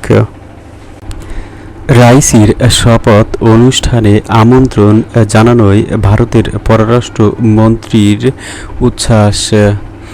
ইরানের নবনির্বাচিত প্রেসিডেন্ট সাইয়েদ ইব্রাহিম রাইসির শাসনামলে ভারতের সঙ্গে ইরানের সহযোগিতা নতুন উচ্চতায় পৌঁছাবে বলে আশা প্রকাশ করেছেন ভারতের পররাষ্ট্রমন্ত্রী এস জয়শঙ্কর। রাইসির শপথ গ্রহণ অনুষ্ঠানে অংশগ্রহণ করতে ভারতকে আমন্ত্রণ জানানো জয়শঙ্কর উচ্ছ্বাস প্রকাশ করে তেহরানকে ধন্যবাদ জানিয়েছেন। ভারতের পররাষ্ট্রমন্ত্রী এক বার্তায় তার সাম্প্রতিক ইরান সফর সম্পর্কে প্রধানমন্ত্রী নরেন্দ্র মোদীকে অবহিত করেন বলে জানিয়েছে বার্তা সংস্থা ইরান প্রেস। এস জয়শঙ্কর তেহরানে ইব্রাহিম রাইসির সঙ্গে তার সাক্ষাৎকে অত্যন্ত হৃদয়পূর্ণ ও ফলপ্রসূ হিসেবে বর্ণনা করেন। এ সম্পর্কে ভারতীয় দৈনিক ইন্ডিয়ান এক্সপ্রেসে এস জয়শঙ্করের বরাতের বার্তা উদ্ধৃতি দিয়ে লিখেছে, রাইসির শপথ গ্রহণ অনুষ্ঠানে ভারতকে আমন্ত্রণ জানানোর ঘটনায় তার শাসনামলে ইরানের সঙ্গে আমাদের সম্পর্ক আরও সহযোগিতা আরও শক্তিশালী হবে বলে ইঙ্গিত পাওয়া যাচ্ছে। ভারত সরকার ইরানের এই আমন্ত্রণ গ্রহণ করেছে জানিয়ে পত্রিকাটি লিখেছে, রাইসির শপথ অনুষ্ঠানে অংশগ্রহণ করতে ভারত থেকে কাকে কাকে পাঠানো হবে সে ব্যাপারে শিগগিরই মোদী সরকার সিদ্ধান্ত নেবে। ভারতের পররাষ্ট্রমন্ত্রী গত বুধবার একদিনের ইরান সফরে এসে তেহরানে নির্বাচিত প্রেসিডেন্ট সাইয়েদ ইব্রাহিম রাইসির সঙ্গে সাক্ষাৎ করেন। গত 18 জুন অনুষ্ঠিত নির্বাচনে শতকরা প্রায় 62% ভোট পেয়ে ইরানের অষ্টম প্রেসিডেন্ট নির্বাচিত হন রাইসি। আগামী মাসের মাঝামাঝি তার শপথ গ্রহণ করার কথা রয়েছে। এখন আমাদের সঙ্গে থাকার জন্য সবাইকে ধন্যবাদ।